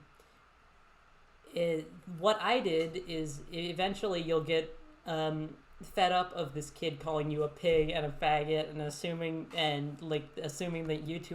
that you and Kim are boyfriends, and saying that, like, you're gonna fuck each other in the ass and, like... right, just unending. and you can try to punch him. If you fail, you lose so much morale that you die on the spot. If you succeed, he actually likes you more. Yeah, he likes that you stood up to him. That's sort of the way this kid works. Is that he just wants he wants to see you demonstrate your superiority, and he'll respect that. Anyway, there's more going on with Kuno. He has like funny British accent too. Yeah. He's annoying as shit. He's evil. He's a monster. Kuno doesn't fucking care. Yeah. His sidekick Kuno S, basically shouts at you from the sidelines, but when you try and go up to talk to her, she'll just sort of recede behind the fence until you cannot see her anymore. Yeah. So yeah. That's them. They're not actually important. Like, Kuno now that I think about it, Kuno has more content that you can unlock later in the game, but even so, he's not plot important. He's just a prominent part of the game because he's right there in the center. Does getting him to stop throwing rocks help you get the body down? No, but it does help you doing the autopsy because you're not distracted. Right. So yeah, the body's hanging from the tree with a sort of like industrial harbor strap. You can clearly tell, or maybe it's Kim who tells you this, but it's clearly I think you noticed it. This is clearly done by the Union or someone related to the harbor.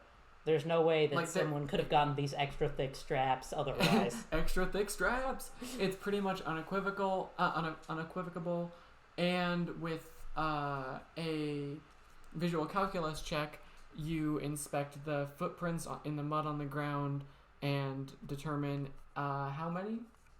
That there are 8 sets of footprints. This is sort of...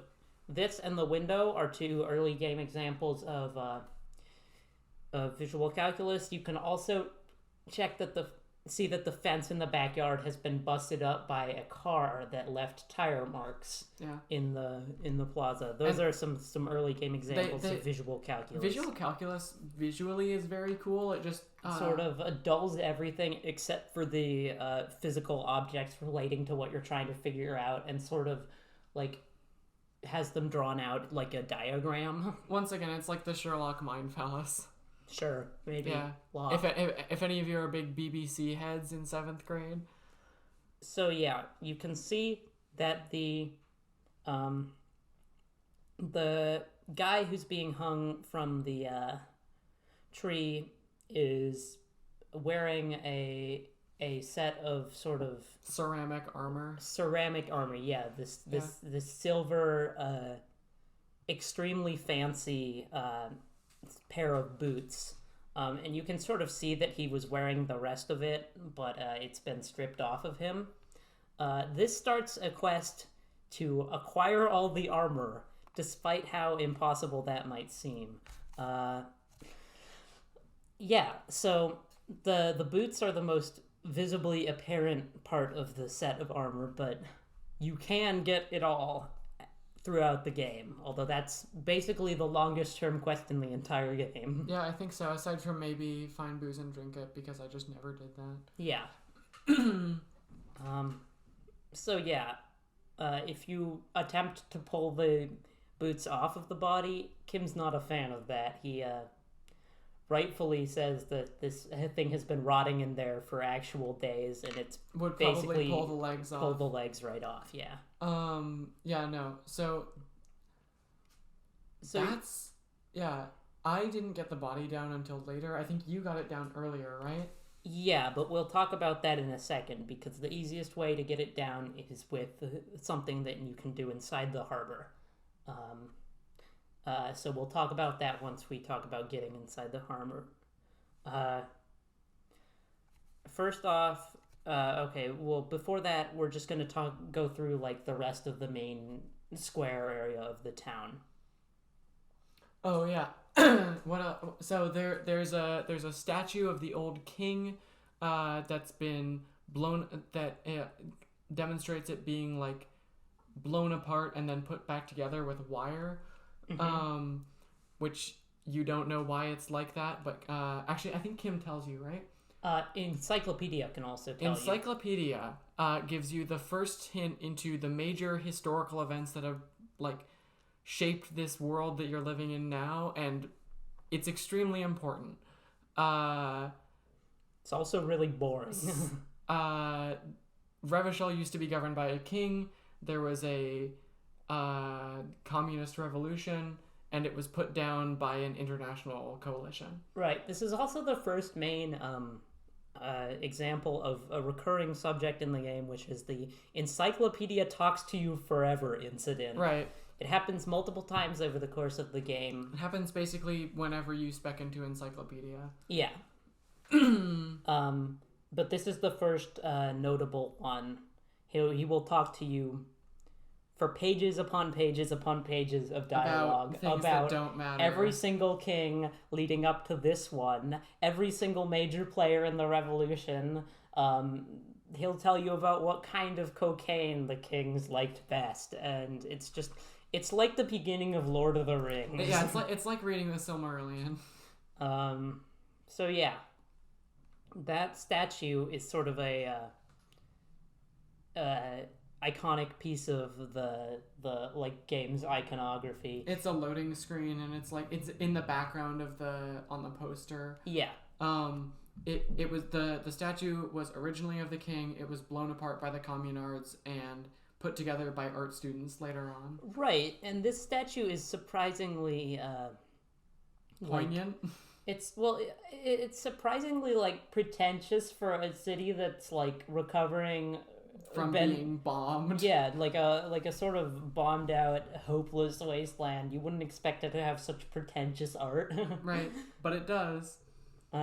Themes. We'll talk about them after we've described the plot of the entire game. Yeah, come back in a couple hours. Come back in like 20 hours. So, near the, speaking of the city being bombed out, there's one of the things you can find near the center of town is a crater that two old men are playing a game in. Renee and Gaston. Have you picked up on the fact that this game takes place in fake France yet? They're a comedy duo. Yeah. They're like I'm trying to place them. They're an extremely common archetype. I mean, they're like straight man, funny man type thing. But like specifically of old men who kind of hate each other, but are like very, very close friends. Like Statler and Waldorf. Yeah. Yeah. Renee is sort of he's an old cavalry veteran and like monarchist loyalist. If he weren't like such an old, basically harmless guy, he'd be kind of he would be obnoxious. The worst. He would be maybe even worse than maybe a worse fascist than Measurehead. But he's just so he's just tired and sort of chills out, despite the fact that he finds the world indignant. He doesn't really bother people with it. Right. He's just sort of silently bitter. And Gaston is a friendly, well-meaning old man who vaguely might have been on the side of the communards in the war. I can't remember. Communists are called communards in this game because.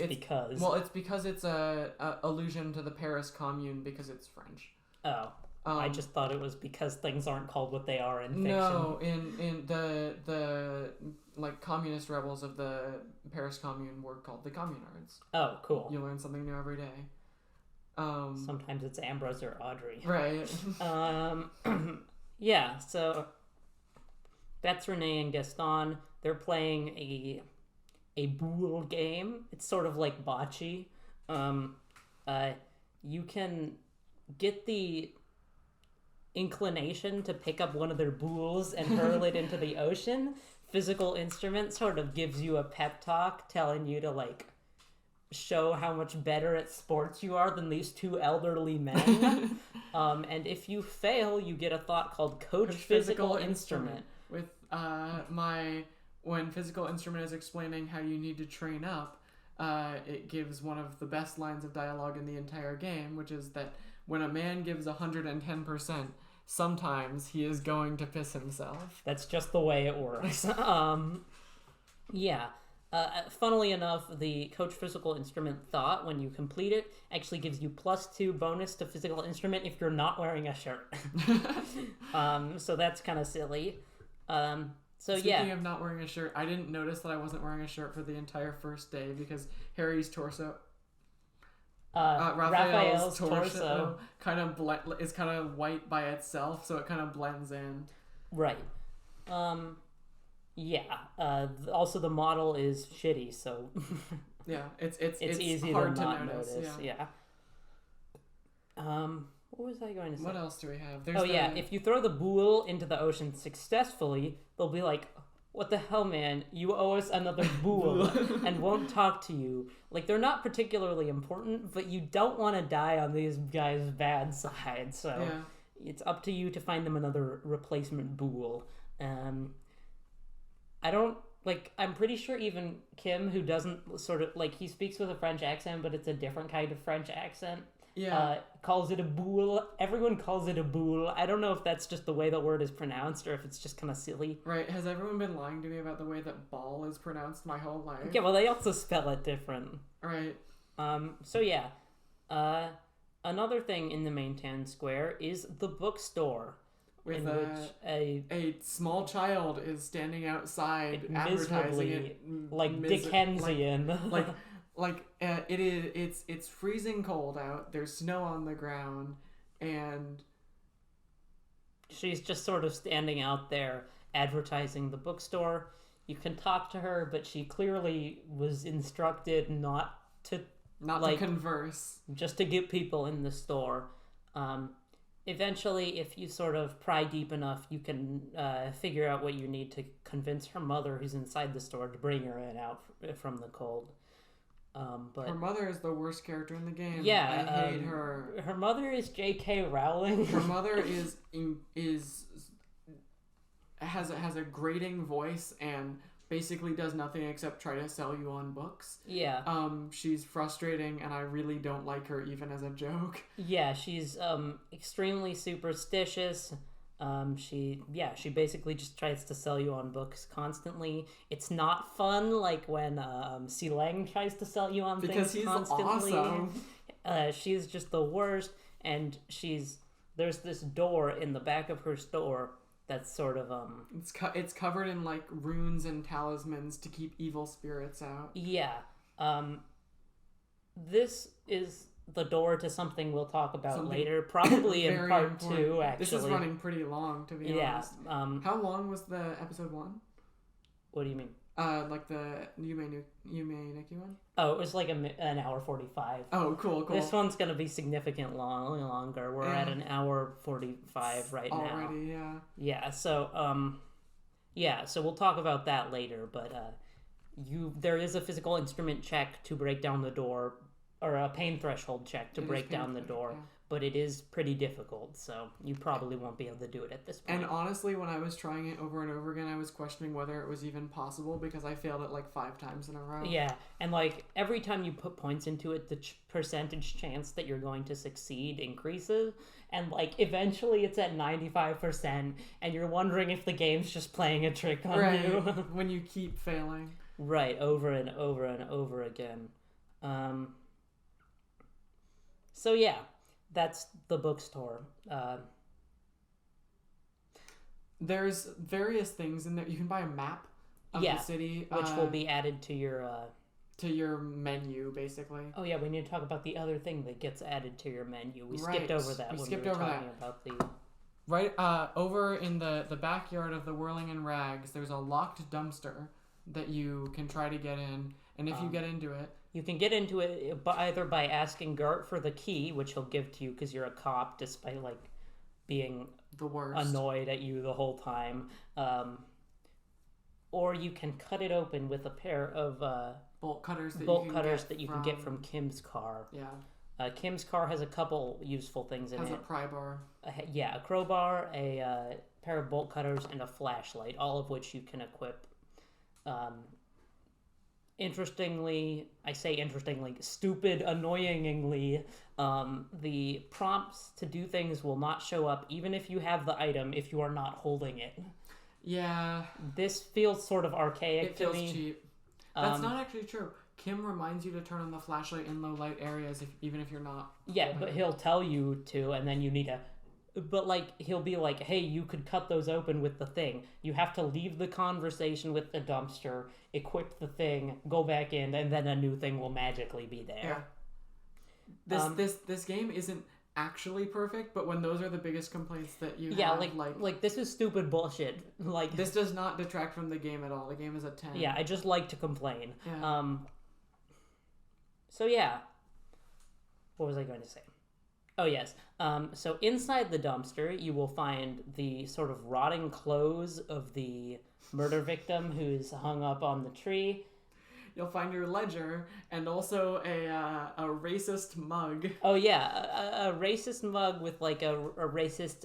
like a Fu Manchu type cartoon on it. Yeah, like conical rice hat cartoon on it. It's cracked and it's in the dumpster. This belongs to a silly, goofy guy we'll be talking about in part 2. But you can you can ask every racist character you meet in the game if it belongs to them. Or like, what do you think about this? Right? Is this cool? Do you like what's this? your opinion on this? I don't know. That's very funny. Yeah. So the most important thing is the ledger. It's sort of like your official police notebook, I guess. They describe it's a combination it as your clipboard and notebook. Yeah, they describe it as like your documents or like your papers. I don't know. Notably missing is your badge, but the ledger does have some like holographic marks printed that you can on the like sides. They sort of look like a barcode. They tell you different things about your status. Kim, if you ask Kim what those are, you can have him turn on the headlights of his car, and then you'll be able to read what they say. Basically, the marks show how many completed cases you've completed. You've solved. Yeah, you've solved. How many years you've been on the force, and how many people you've killed. People killed 2? It's 3. Notably, you never find out who any of those 3 are, but it's mysterious. Kim addresses that too. He kind of says it's an unfortunate part of the job is basically what he says. And if you ask him, have you ever killed anyone? He just says yes. He says yes once. Yeah. And then doesn't elaborate about it. So yeah, you've been on the force for like 17 years or something like that. A lot. And you've solved a crazy amount of cases. 50 or something? Way more than the average. Somewhere. Not normal. Yeah, you are a super cop. Yeah, you are a work addicted super detective. Like, despite being the worst person, you are insane at your job. And this is what makes this game so much more. Again, with Kim not really being a hard ass, but kind of just putting up the facade of being one. This makes the game way more interesting because you're not just a fuck up. You're a fuck up who happens to be really, really good at being a detective. Right. Like the almost supernatural level of competence you can show through the skills system is canon. Yeah. Like it's just a part of your history. Yeah, you're just the best at some things. Later characters describe you as a human can opener. Not in that you gruesomely murder people, but more you can get people to open up. You can crack them. You can manipulate people. Yeah. The ledger is covered in water that you later find out is because you tried to flush it down the toilet during a bender. The person who was working at the Whirling and Rags tried to fish it out of the toilet and threw it in the dumpster. Oh, right. I totally forgot about her. Yeah. We'll talk about her in part 2. Yeah. I talked to her really early on. Yeah. But, yeah. She's not super important. She is a person that Gart said was working at the Whirling and Rags while you were on your bender. Gart just showed up recently. So he says, if you want to know what you did so wrong, ask her. And at least Gart wasn't on shift recently. I think he owned the place for a while. Yeah. But he wasn't there. Yeah. He was managing one of his other cafeterias. Right. One of his many business endeavors. Mm-hmm. You can edit this out and also edit out what I'm saying right now. But you should probably edit out the 3 times I cough. I'm not gonna. Okay, well, And I'm not gonna edit this out either. man, what the hell? Smile for the camera. What the fuck? I'm not fucking editing this. This is 2 hours long. Yeah. You think I'm listening to this whole thing? Well, I don't know. This is going right off on YouTube. Zero professionalism. This is messed up. Yeah. At least you like lied to Lola to make her seem like you edited it out. Yeah, well... Okay, I might actually edit this out. Right. Because now it makes you look bad. Yeah. Anyway, what were we talking about? Okay, so you can through a sort of, I think it's a, interfacing check, you can realize that the ledger has sort of a compartment in it for storing papers, other than, like, the notebook that is attached to it. It's jammed, but you can pry it open with an interfacing check. Inside is a postcard that is sort of ambiguously just says, like, it's like a love note. Yeah. And then which makes you pass out. There's also 2 tickets to some sort of play and a chewing gum wrapper that smells like apricots. So when you read the postcard, you become so overwhelmed that you sort of pass out on the spot and wake up in Kim's car. Yeah, notably, that's the title drop. You pass out and it says Disco Elysium on the screen, which is pretty funny because I got that on like day 3. Yeah, this can happen very late in the game or can not happen. Yeah. And you will just never get the title drop. The title drop is strangely placed. I wasn't expecting one, but now that it's there, it's a little strange. Right. Alright, what else? That pretty much covers the ledger. There's a couple cases in there that you can read about. Yeah, that does not cover the ledger. The ledger is full of humorous anecdotes about your past as a cop that we can't spoil here because they wouldn't really. Also, I don't remember them word for word. There's no way to remember them word for word. They're pretty long. Read them if you play the game. This is the first. This, alongside the books you can buy in the bookstore, are basically your way to pass time when there is no one to talk to. Certain events will only happen late in the day or early in the day, and if you want to pass the time, read a book. They pass the time way faster than just talking to the same person because they're over just and like over conversations. again. Yeah. You'll just be greeted with an option that says turn to the next page or close the book after each page. Alright. So, there's that sort of covers everything in the main section of town. To the south, there's sort of your gate for the first part of the game, is a sort of water lock. It's a lock and a bridge that's broken, so you can't get through. There's a sign on the panel that says it's going to be repaired on Wednesday. Day 1 is Monday, so this basically restricts you off of a chunk of the game for the first half of the game. Do not be concerned; you will be overwhelmed either way because this game is enormous. For taking place in like 2 city blocks. Yeah. Also, to give you just like a general idea of what this place looks like, it looks like bombed out Paris. Right. Yeah. The architecture is sort of... It's semi-Parisian, semi-Eastern Bloc. It kind of varies. There's some like mid-century modern stuff going on with like the whirling and rags and a lot of like big industrial brutalism with the harbor. It depends, but mostly it looks French. Yeah. There's a silly guy standing next to the lever. Do you want to talk about him? No, I feel like he's more your Okay.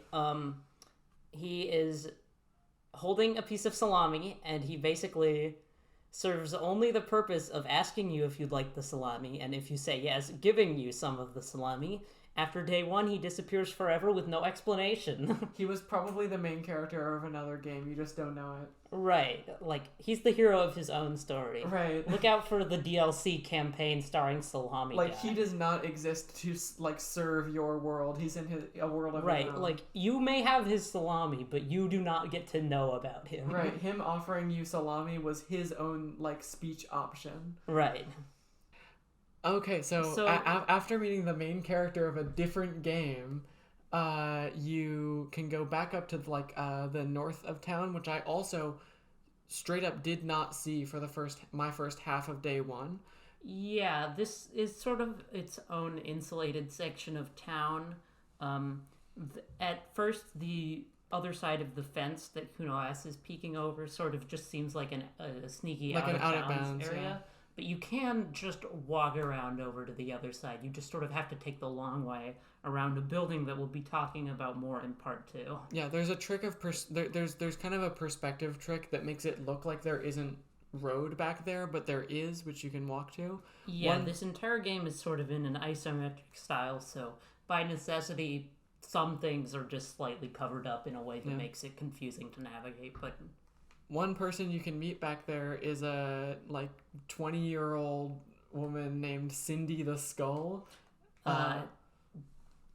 The skull part of her name is explained, but it's never really explained. Like, it's explained later on that the Skulls are some sort of, like, gang or club of, like, cool anarchist people that you can join. Anyway, she's painting with what looks like blood. It's not actually blood, it's fuel oil, and it's colored bright red so that people know when it's stolen. Is that why? Yeah, so it's easy to track down. That's cool. Specifically, it's the red fuel oil is the kind used by RCM police cars. Right. And so did she steal it from Kim? I don't think she stole it from Kim. I think she might have stolen it from you. That's yeah, that makes a lot of sense. And you wouldn't notice it later on for reasons. Right. Your car is also not in your possession. You do not know you have a car at this point. Yeah. Spoilers! Spoilers. Cars exist. Cars exist in this universe. They're not just like a thing flat Kim has. projection from our world. Yeah. No, yeah. Kim is the owner of the only car in the entire city of He invented them. Yeah. Yeah. No, don't listen. Right. Don't listen to us. We're lying. Well, we're accidentally spoiling it enough, so we need to create like some fake spoilers to balance it out. Yeah. My favorite part was when Raphael got the Chaos Amulet and activated his fire abilities. My favorite part is when he custode all over them. He was a bit of a custodian. Yeah. My favorite line is when he said, "I am the custodian," and ambrosiused them. Yeah. Anyway. Tangents aside. There's an apartment building you can go into that's... Yeah, Cindy is on the balcony of that apartment Yeah. building. You can try and talk to you. She's basically just grown-up Kuno who's more fun about it. But she's different because she's like emo and edgy, and Kuno's just an asshole. Yeah, but she does not respect you any more than he does. Yeah. And if it isn't the saddest pig in the world, that's from a different part. Yeah. She's in the upper floor of the balcony of the upper floor of an apartment building. You can get into the apartment building, but I didn't at this point. Neither did I. But you basically need a warrant, and since you don't know enough about the murder yet to intimidate people into letting you in, you can't really get in there. But on the first day, you do get very good reason to go in, which is that a mysterious, slender man in purple clothes smoking a cigarette. Some sort of smoker on the balcony. Yeah. Who's titled "Smoker on the Balcony." Says that he can give you information because his apartment overlooks the scene of the crime, basically. Yeah. Specifically, you ask him for that, and he's like, "I don't really care, gendarme." He says gendarme because he's French and he's calling you a police officer. He's also extremely, extremely gay. He's like, queer-coded to anyone except for the main character. Yeah, he doesn't get it. Your character, Raphael, will just be like, "What's going on with this guy?" He seems nice. And everyone else will just be like, check out this guy. Yeah. like he doesn't know. Like later on you can talk to him and describe to Kim how he he makes you feel good when you like the way he smells. Yeah. And Kim will just kind of like laugh and repeat what you're saying. And be like, do you now? Because he knows what you're saying, but you don't know what you're saying. Yeah, we'll talk more about this game's fantastic LGBT representation in later parts. There's a few woman-likers and man-likers in this game. Yeah. Insane. Anyway, so that's sort of in the back part of the courtyard that is where the other side of the fence that Kuno-S is on. The alleyway that leads from the main part of town into that back part of the courtyard has a mysterious wall. And earlier I mentioned how you hold down right click to see what you can interact with. It's just this giant green outlined object.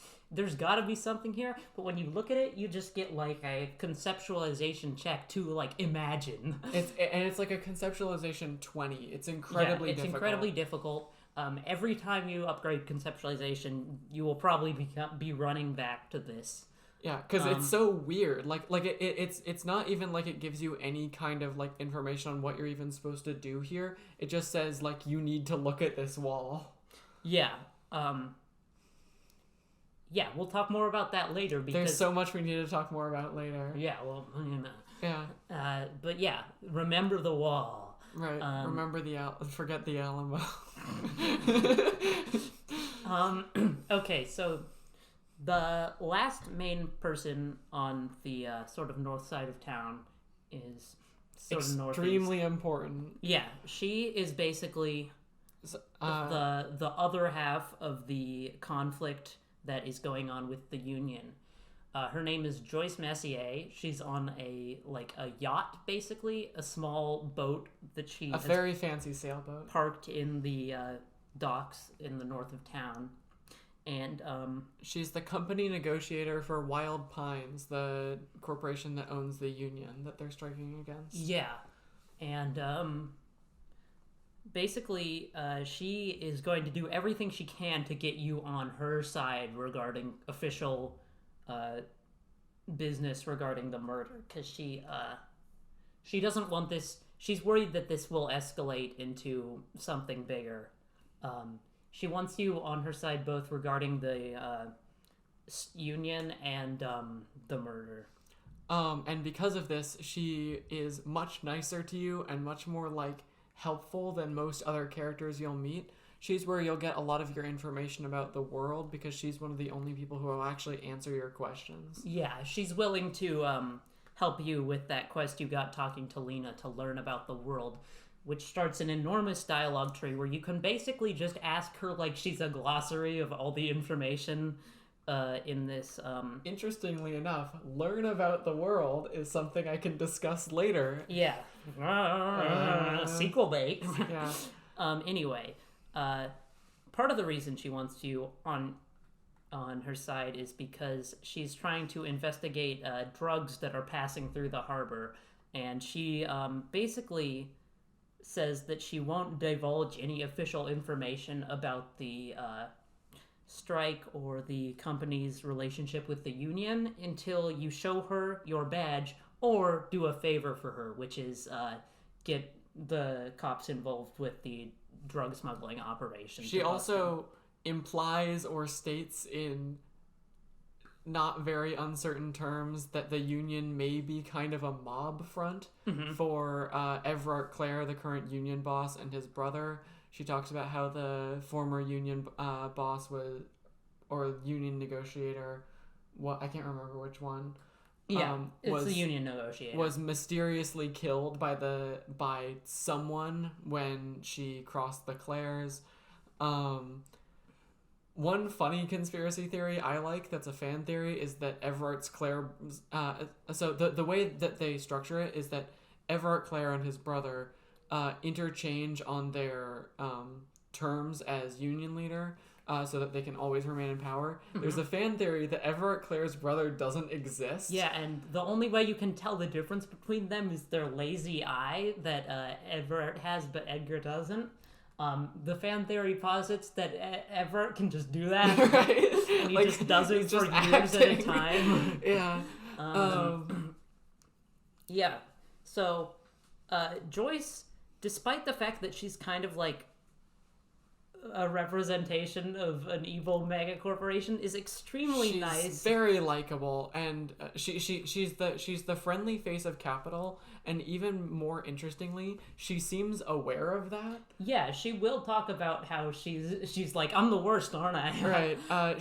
She talks about how she sometimes how the ultra liberals, which is Disco Elysium's word for hyper capitalists or libertarians, sold out the communards during the war, and she kind of like waxes nostalgic about wishing that she maybe should have sided with the communards. But she's basically given up her fate to just be an extremely wealthy person. Cog in the machine. Yeah.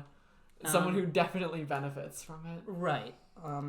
She's just really nice, independent of that. She's portrayed extremely like positively by like the game's like sort of tone, like angelic music plays whenever you're talking to her, and she's just like portrayed as better than the world, which sort of makes you have to confront the fact that she's a bad person, but you still really want to help her just because she's nice. And another interesting thing about how she's portrayed is her portrait is very straightforward and just like a person with a background, where a lot of the other portraits are more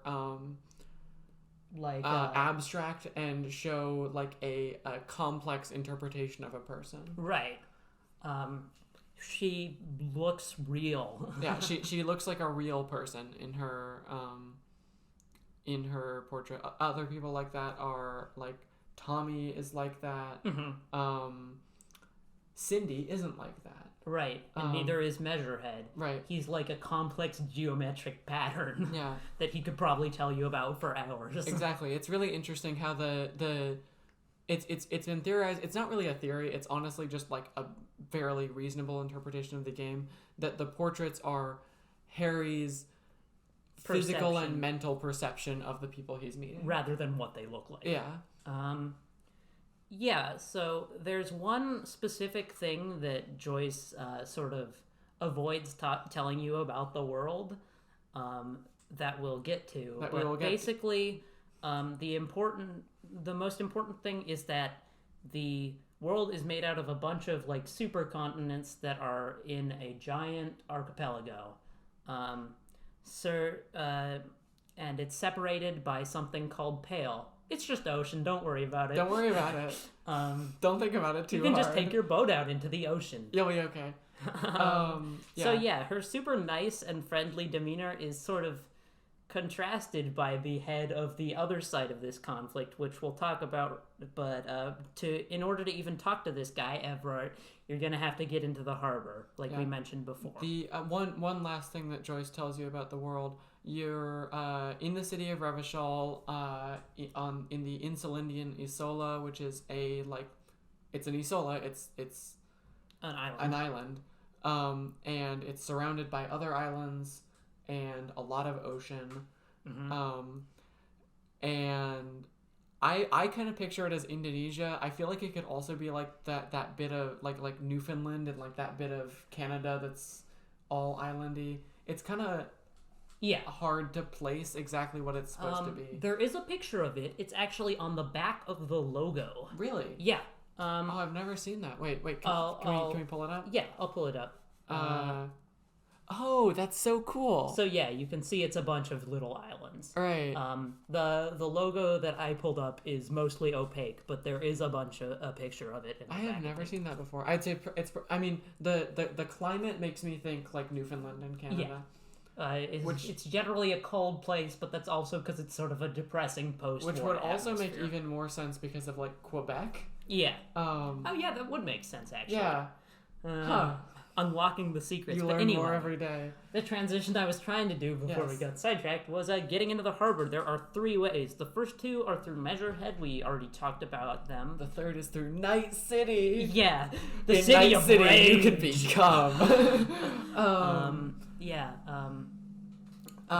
Probably blew out the microphone. Yeah. Kuno talks to you about a city of power and city of rage that he's developing called Night City. Yeah. He says Kuno's from fucking Night City, and like this, playing this around when Cyberpunk came out, I was so taken aback by that. Well, this game came out a year before Cyberpunk, so I know. this comparison is in the minds of most people who played this game because it gained prominence with the update that added the voice acting, which made it a lot more. 2077. Right. In 2077, you can be Kuno. But yeah, so Kuno has a little shack that's hidden behind a bunch of basically sheet metal, but it's called Eternite, which always stuck out to me as weird and sci-fi-y and not exactly. That's what they would like. That's what the Enterprise is probably plated with or something. Right. But anyway, Captain, we're losing Eternite containment. Right. It's just sheet metal. Don't worry about it. But anyway, with a moderate perception check, you can realize that there's something behind it, and you can kick it over and walk through a door into Night City. It's a secret underground network of passageways filled with all sorts of crazy. Just kidding. It's a bunch of locusts in a box. Kuno makes it seem like it's like a vast underground sewer network of criminals a wretched and hive of thugs. scum and villainy. Right. No, it's just his little terrarium. Because of course it is. He's a 10-year-old child. Yeah, where he plays with his locusts. But anyway, you can walk through that and up a ladder through his little secret play fort to get to the roofs of the building, where you will find both your officers, your patrol cloak, sort of waving from a pole that it somehow ended up probably after you fell comedically and got decoded by it. Right. It's a really cool clothing item too. Yeah, it gives you esprit de corps, I think. Yeah, it's like a plus trench coat. Yeah. Plus 1 esprit de corps. You need to pass a savoir-faire check to jump down and grab it. And once you jump down, you'll be in the harbor. It's not a particularly far jump, but because if you fail it, you'll get overwhelmed and you'll give up right before you make the jump. What's also cool is as you go to the top of the building, this would be the building that Frit is in above the racist lorry driver. Mm-hmm. You walk onto the roof, but it's not a roof. It's a second floor that's been bombed out during the coalition intervention in the Civil War, which is details like that you'll find literally all over the map. The whole place is destroyed. Right, which is partially what makes it sort of confusing to navigate, is because there's wreckage and stuff in the way of everything. And with the traffic jam, the road doesn't seem like a road because it's full of trucks and stuff. This makes the game feel a lot bigger than the 3 city blocks it takes place in, just because you take a meandering and winding path. And you need to walk everything. through all of it. Right. There is fast travel, but no, there isn't. It's not. It's not prominent to the point where I'm confused about the fact that it exists. It's very. I don't understand why they added it, and I do appreciate it, but it's literally just to 3 fairly close to each other points. Yeah, it's the 3 main regions. It's kind of nice, I guess. People like to imagine that. It's just Harry sort of zoning out and walking. Yeah, I saw a piece of fan art that had them just T-posing and flying up into the air and appearing in a different place. Yeah. Just one more fast travel location I feel would have justified the system, and none would have been fine. So it's sort of a weird middle ground with having only 3. It's strange. I think it's nice between getting to spoiler and the main square. Right. It's real only use. Yeah. So yeah, that's one way to get in there. The other way is to be racist to Measurehead. I've never done that. I've done the other 2. Me neither. Can you punch it? Yeah, you can punch him Really? to get in. No, I thought the only way to do it was the back kick. No. You can. Well, I'm counting punching him and kicking him as the same way. I misunderstood because I was thinking of jumping, which is the jumping back kick, Yeah. and punching as two different things. No. But jumping into the harbor, yeah, I got it. Yeah, so you can punch him, and at the last second, you can choose to like do this weird like kung fu like this kick. Hong Kong cinema, like a jumping, spinning back kick. Yeah. With or like a follow up hook. Yeah. Or you can be racist. So I've done the punching and the jumping down from the. I've never done the being racist either. It's honestly not worth it because you have to internalize an entire thought. Kim doesn't like you. It's not good. This game makes it really easy to do the right thing. Yeah. Drugs are another thing you can do. But like it doesn't.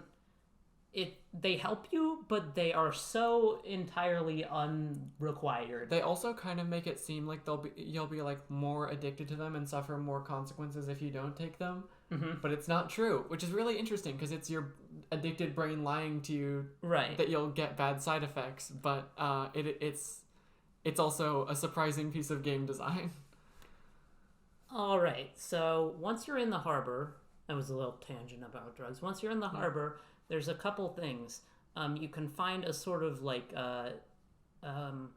guard post where Renee works during the nights.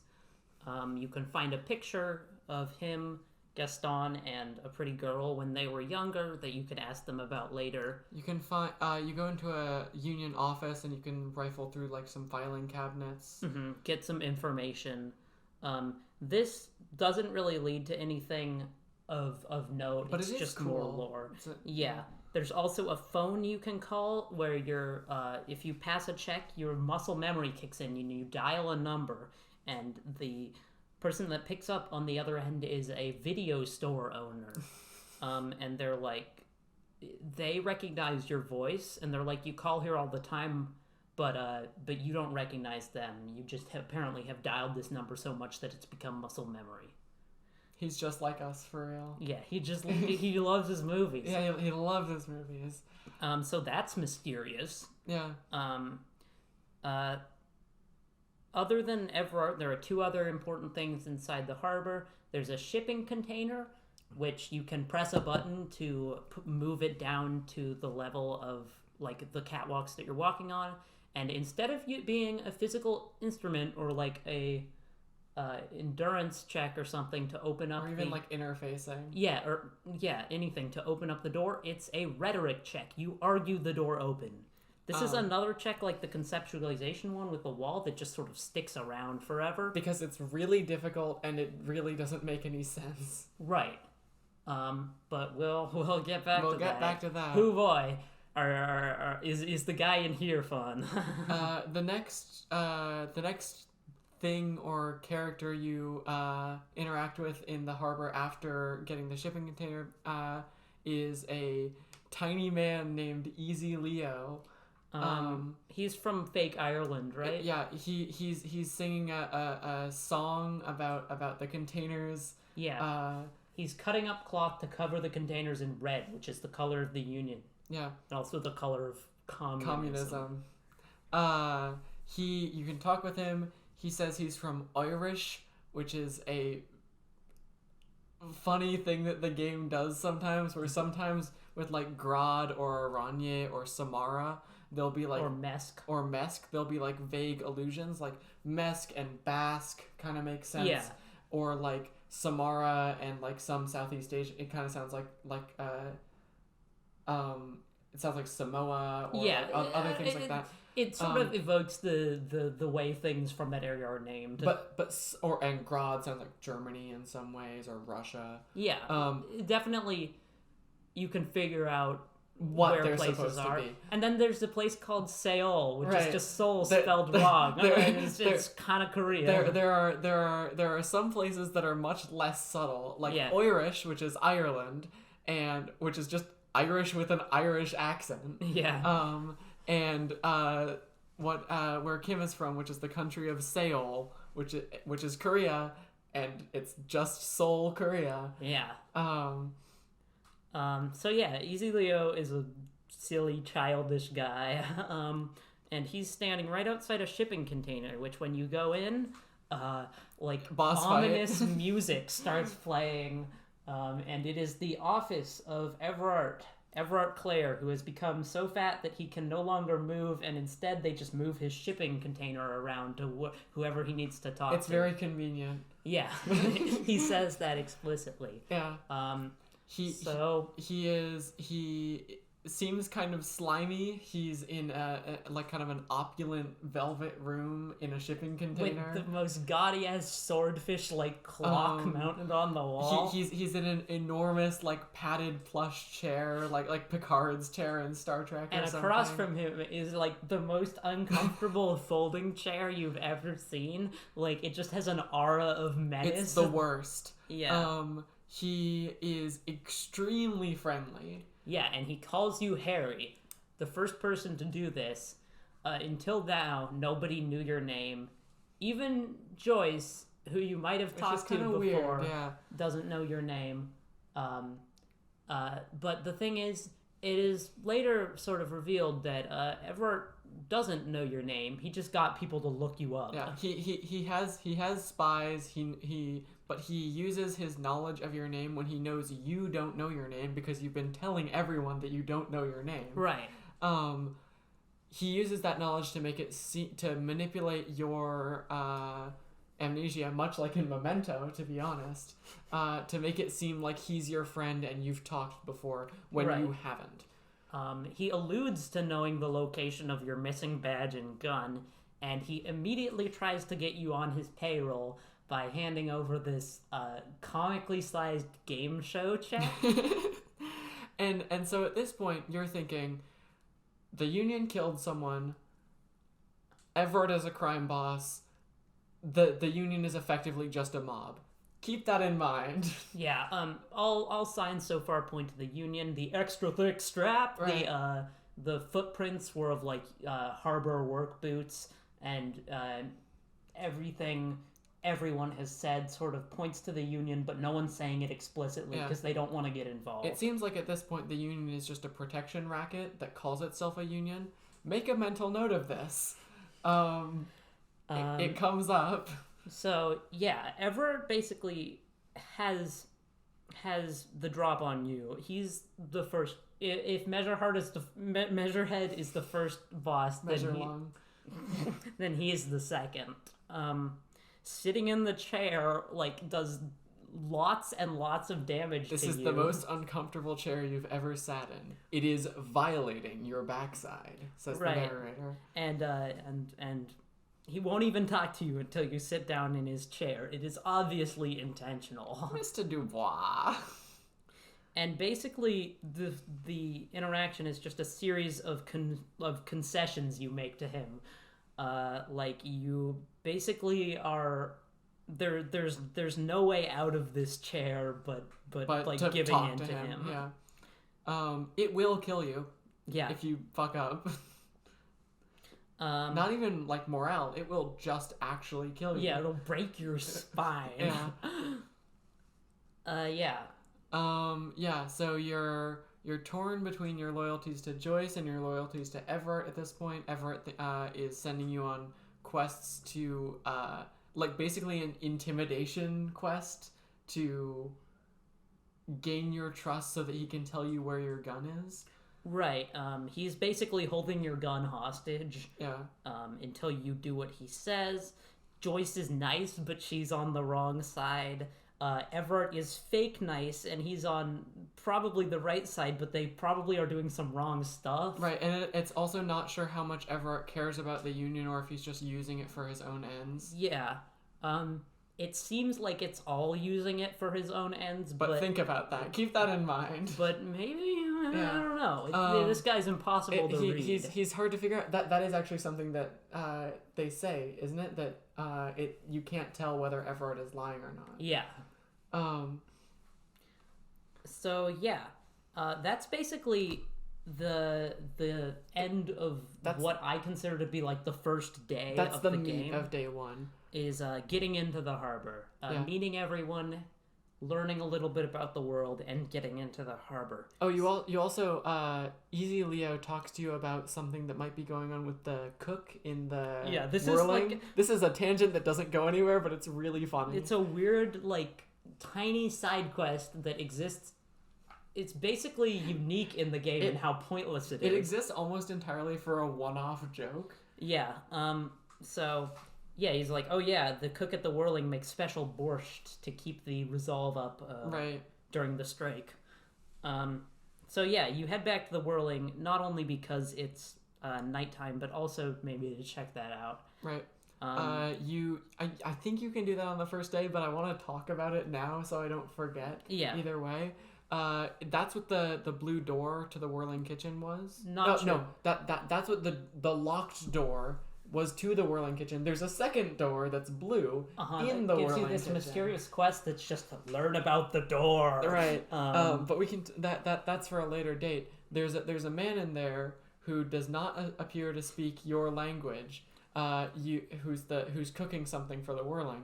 You can ask him what his name is. And he says Gorisi Kubek, and you get a encyclopedia check that says Gorisi Kubek is likely not his name. I think it's a logic check. It's a logic check, because he's just something he's saying in his language, but the game still calls him Gorisi Kubek. Right. A joke that this game does that never gets old is calling people what they aren't. Like what Harry thinks they are. Right. Yeah. Like Miss Aranye, disco dancer. Right. Or the racist lorry driver, smoker on the balcony. Right. Like these are not their names. Right. Sunday friend. Right. Later on. Yeah. So, that alongside, there's a man who's wearing a blue jacket and has very pale skin and is bald. And he looks like Sans Undertale. It's probably not intentional, but he looks so much like Sans. And he'll talk to you. If you talk to him, instead of like entering a conversation, speech bubbles will just appear above his head. That's pretty uncommon. He's an interactable. They appear sometimes like around the statue. Just certain things tell you small tidbits about the world or like what you're seeing. Right. Like in an old adventure game, if you were to go over to a door and it would say like you see a door. Right. And he's just like, it's all about money, you know. Right. Money can be exchanged for goods and services. He has 30 odd like libertarian money moves. Phrases to say. Money makes the world go round. It's all about money. Yeah. This guy has no purpose. I think it's just really funny how they put him in essentially the hub of the game. Right, like he's really, really prominent. So you don't have anywhere to live, and if you want to sleep, you gotta pay your debts to Gert to sleep in the room by the end of the day. There are two main ways to do this. You can also sleep in the dumpster if you got the keys from Gert before. Right. And you can survive sleeping in the dumpster if you have the hobo cop thought. Yeah, there's a thought you can get about being just like the worst, dirtiest, grossest cop ever who just lives on the streets in a pile of his own filth called Hobo Cop. You can get it early in the game, and if you have that, you can sleep in the dumpster and survive. Otherwise you will get a non-standard game over. Sleep in the dumpster and die, yeah. But most people, the HoboCop thing is actually really hard to do. It's just, it's not as easy as opening the dumpster. The dialogue option is for that is super specific. Anyway, the path that the game leads you down, there are two paths that the game leads you down to get your money. You can either ask Joyce, and she'll give it to you because she wants the police on her side. Right. She's one of the only people who actually give you a substantial amount of bribe money. Most people give you like $2. Everett will give you $25 with the giant check, which is like, the point of the giant check is people will see you carrying it out and cashing it. Exactly. People will know you're in with the union. Right. And the other way is Kim, being a car nerd, has these silver spinning rims that he confiscated from like someone he busted that he was planning on installing on his car, but being a nice guy, you can go to the pawn shop and get money for them. Yeah. Speaking of the pawn shop, should we talk about the that? Pawn shop. There's a guy in the pawn shop. His name's Bird's Nest Roy. It's because he's high. Get it? He's high. There's a lot of interesting things to say about him that can be talked about at a later date. Right. We're really running out of time. We're sequel baiting. Okay. Yeah. Exactly. We're setting up. Anyway, the first day ends in a fantastic way. Yeah. So you can pawn the rims, which is like. It's not actually a tragedy for Kim because he was never gonna put those on his car, but he's still sad about it. That's just what he wanted. The nice silver rims. The Joyce thing is what I ended up doing because I just managed to stumble across it. I never met Joyce on my first day. Yeah, well, I was really glad because I didn't want to make my good pal Kim sad. Right. Then he'll never have sex with Kim, with Harry.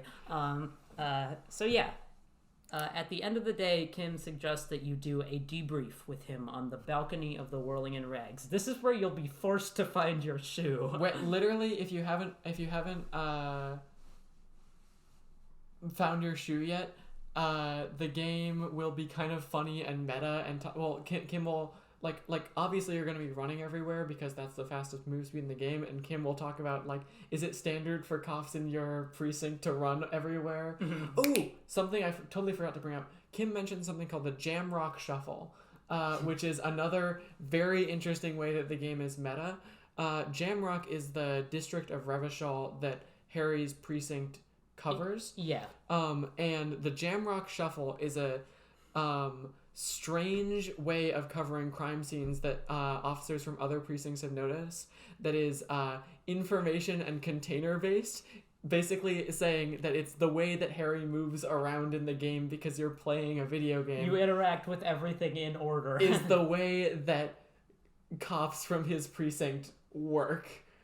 Do not list the trees. It's really clever. Oh my god,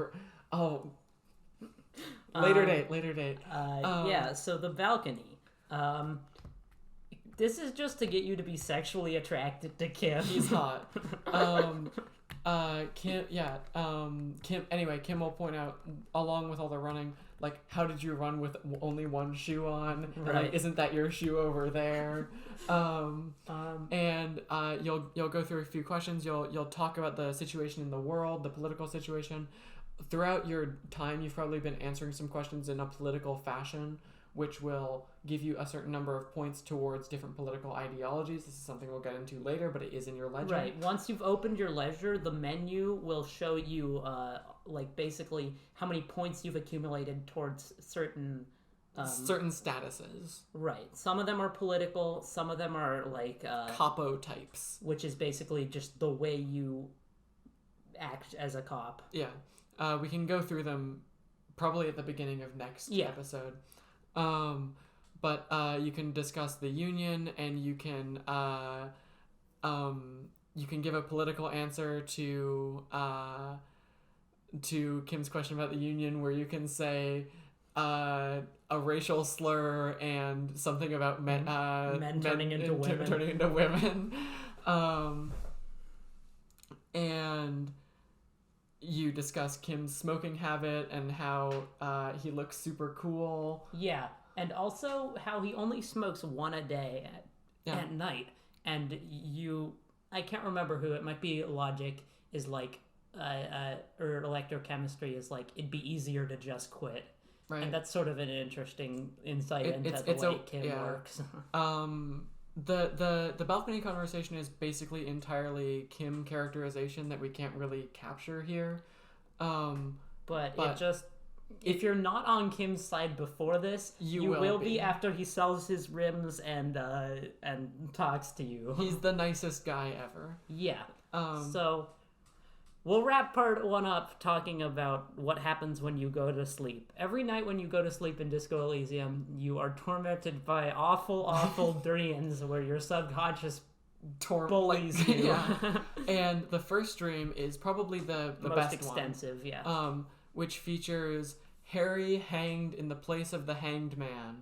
And there's a disco ball like effect coming from him, where you converse with the Hanged Man in. Oh yeah, something we forgot to mention: the Hanged Man talks in the ancient reptilian brain's voice. Oh yeah, like when you're sort of interacting with it, conversation style, observing it. Yeah, you psychically interact with the Hanged Man in ways that are maybe magic and maybe Harry interpreting things, and maybe him just being nuts. Right.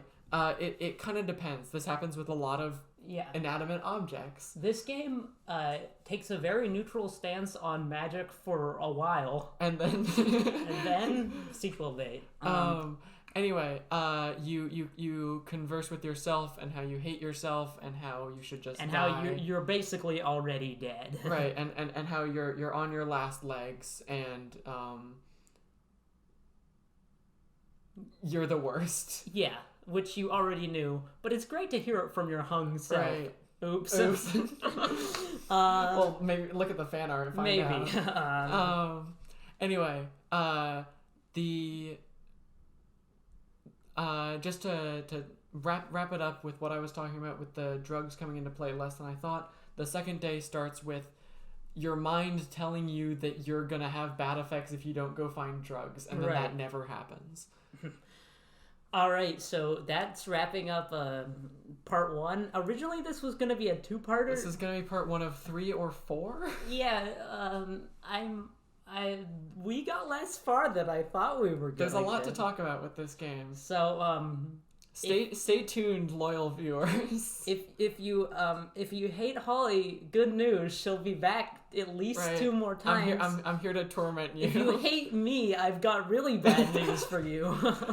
But if you love both of us, keep watching. We'll be in many later episodes. Yeah, hopefully. All right. Do you have anything to plug before you get out of here? You should link my stupid fucking sophomore year meme YouTube channel in the description. Right. Do you want me to link your Twitter? Yeah. All right. Follow me on Twitter. I post bangers. What's your Twitter? A_sci_fi_nerd.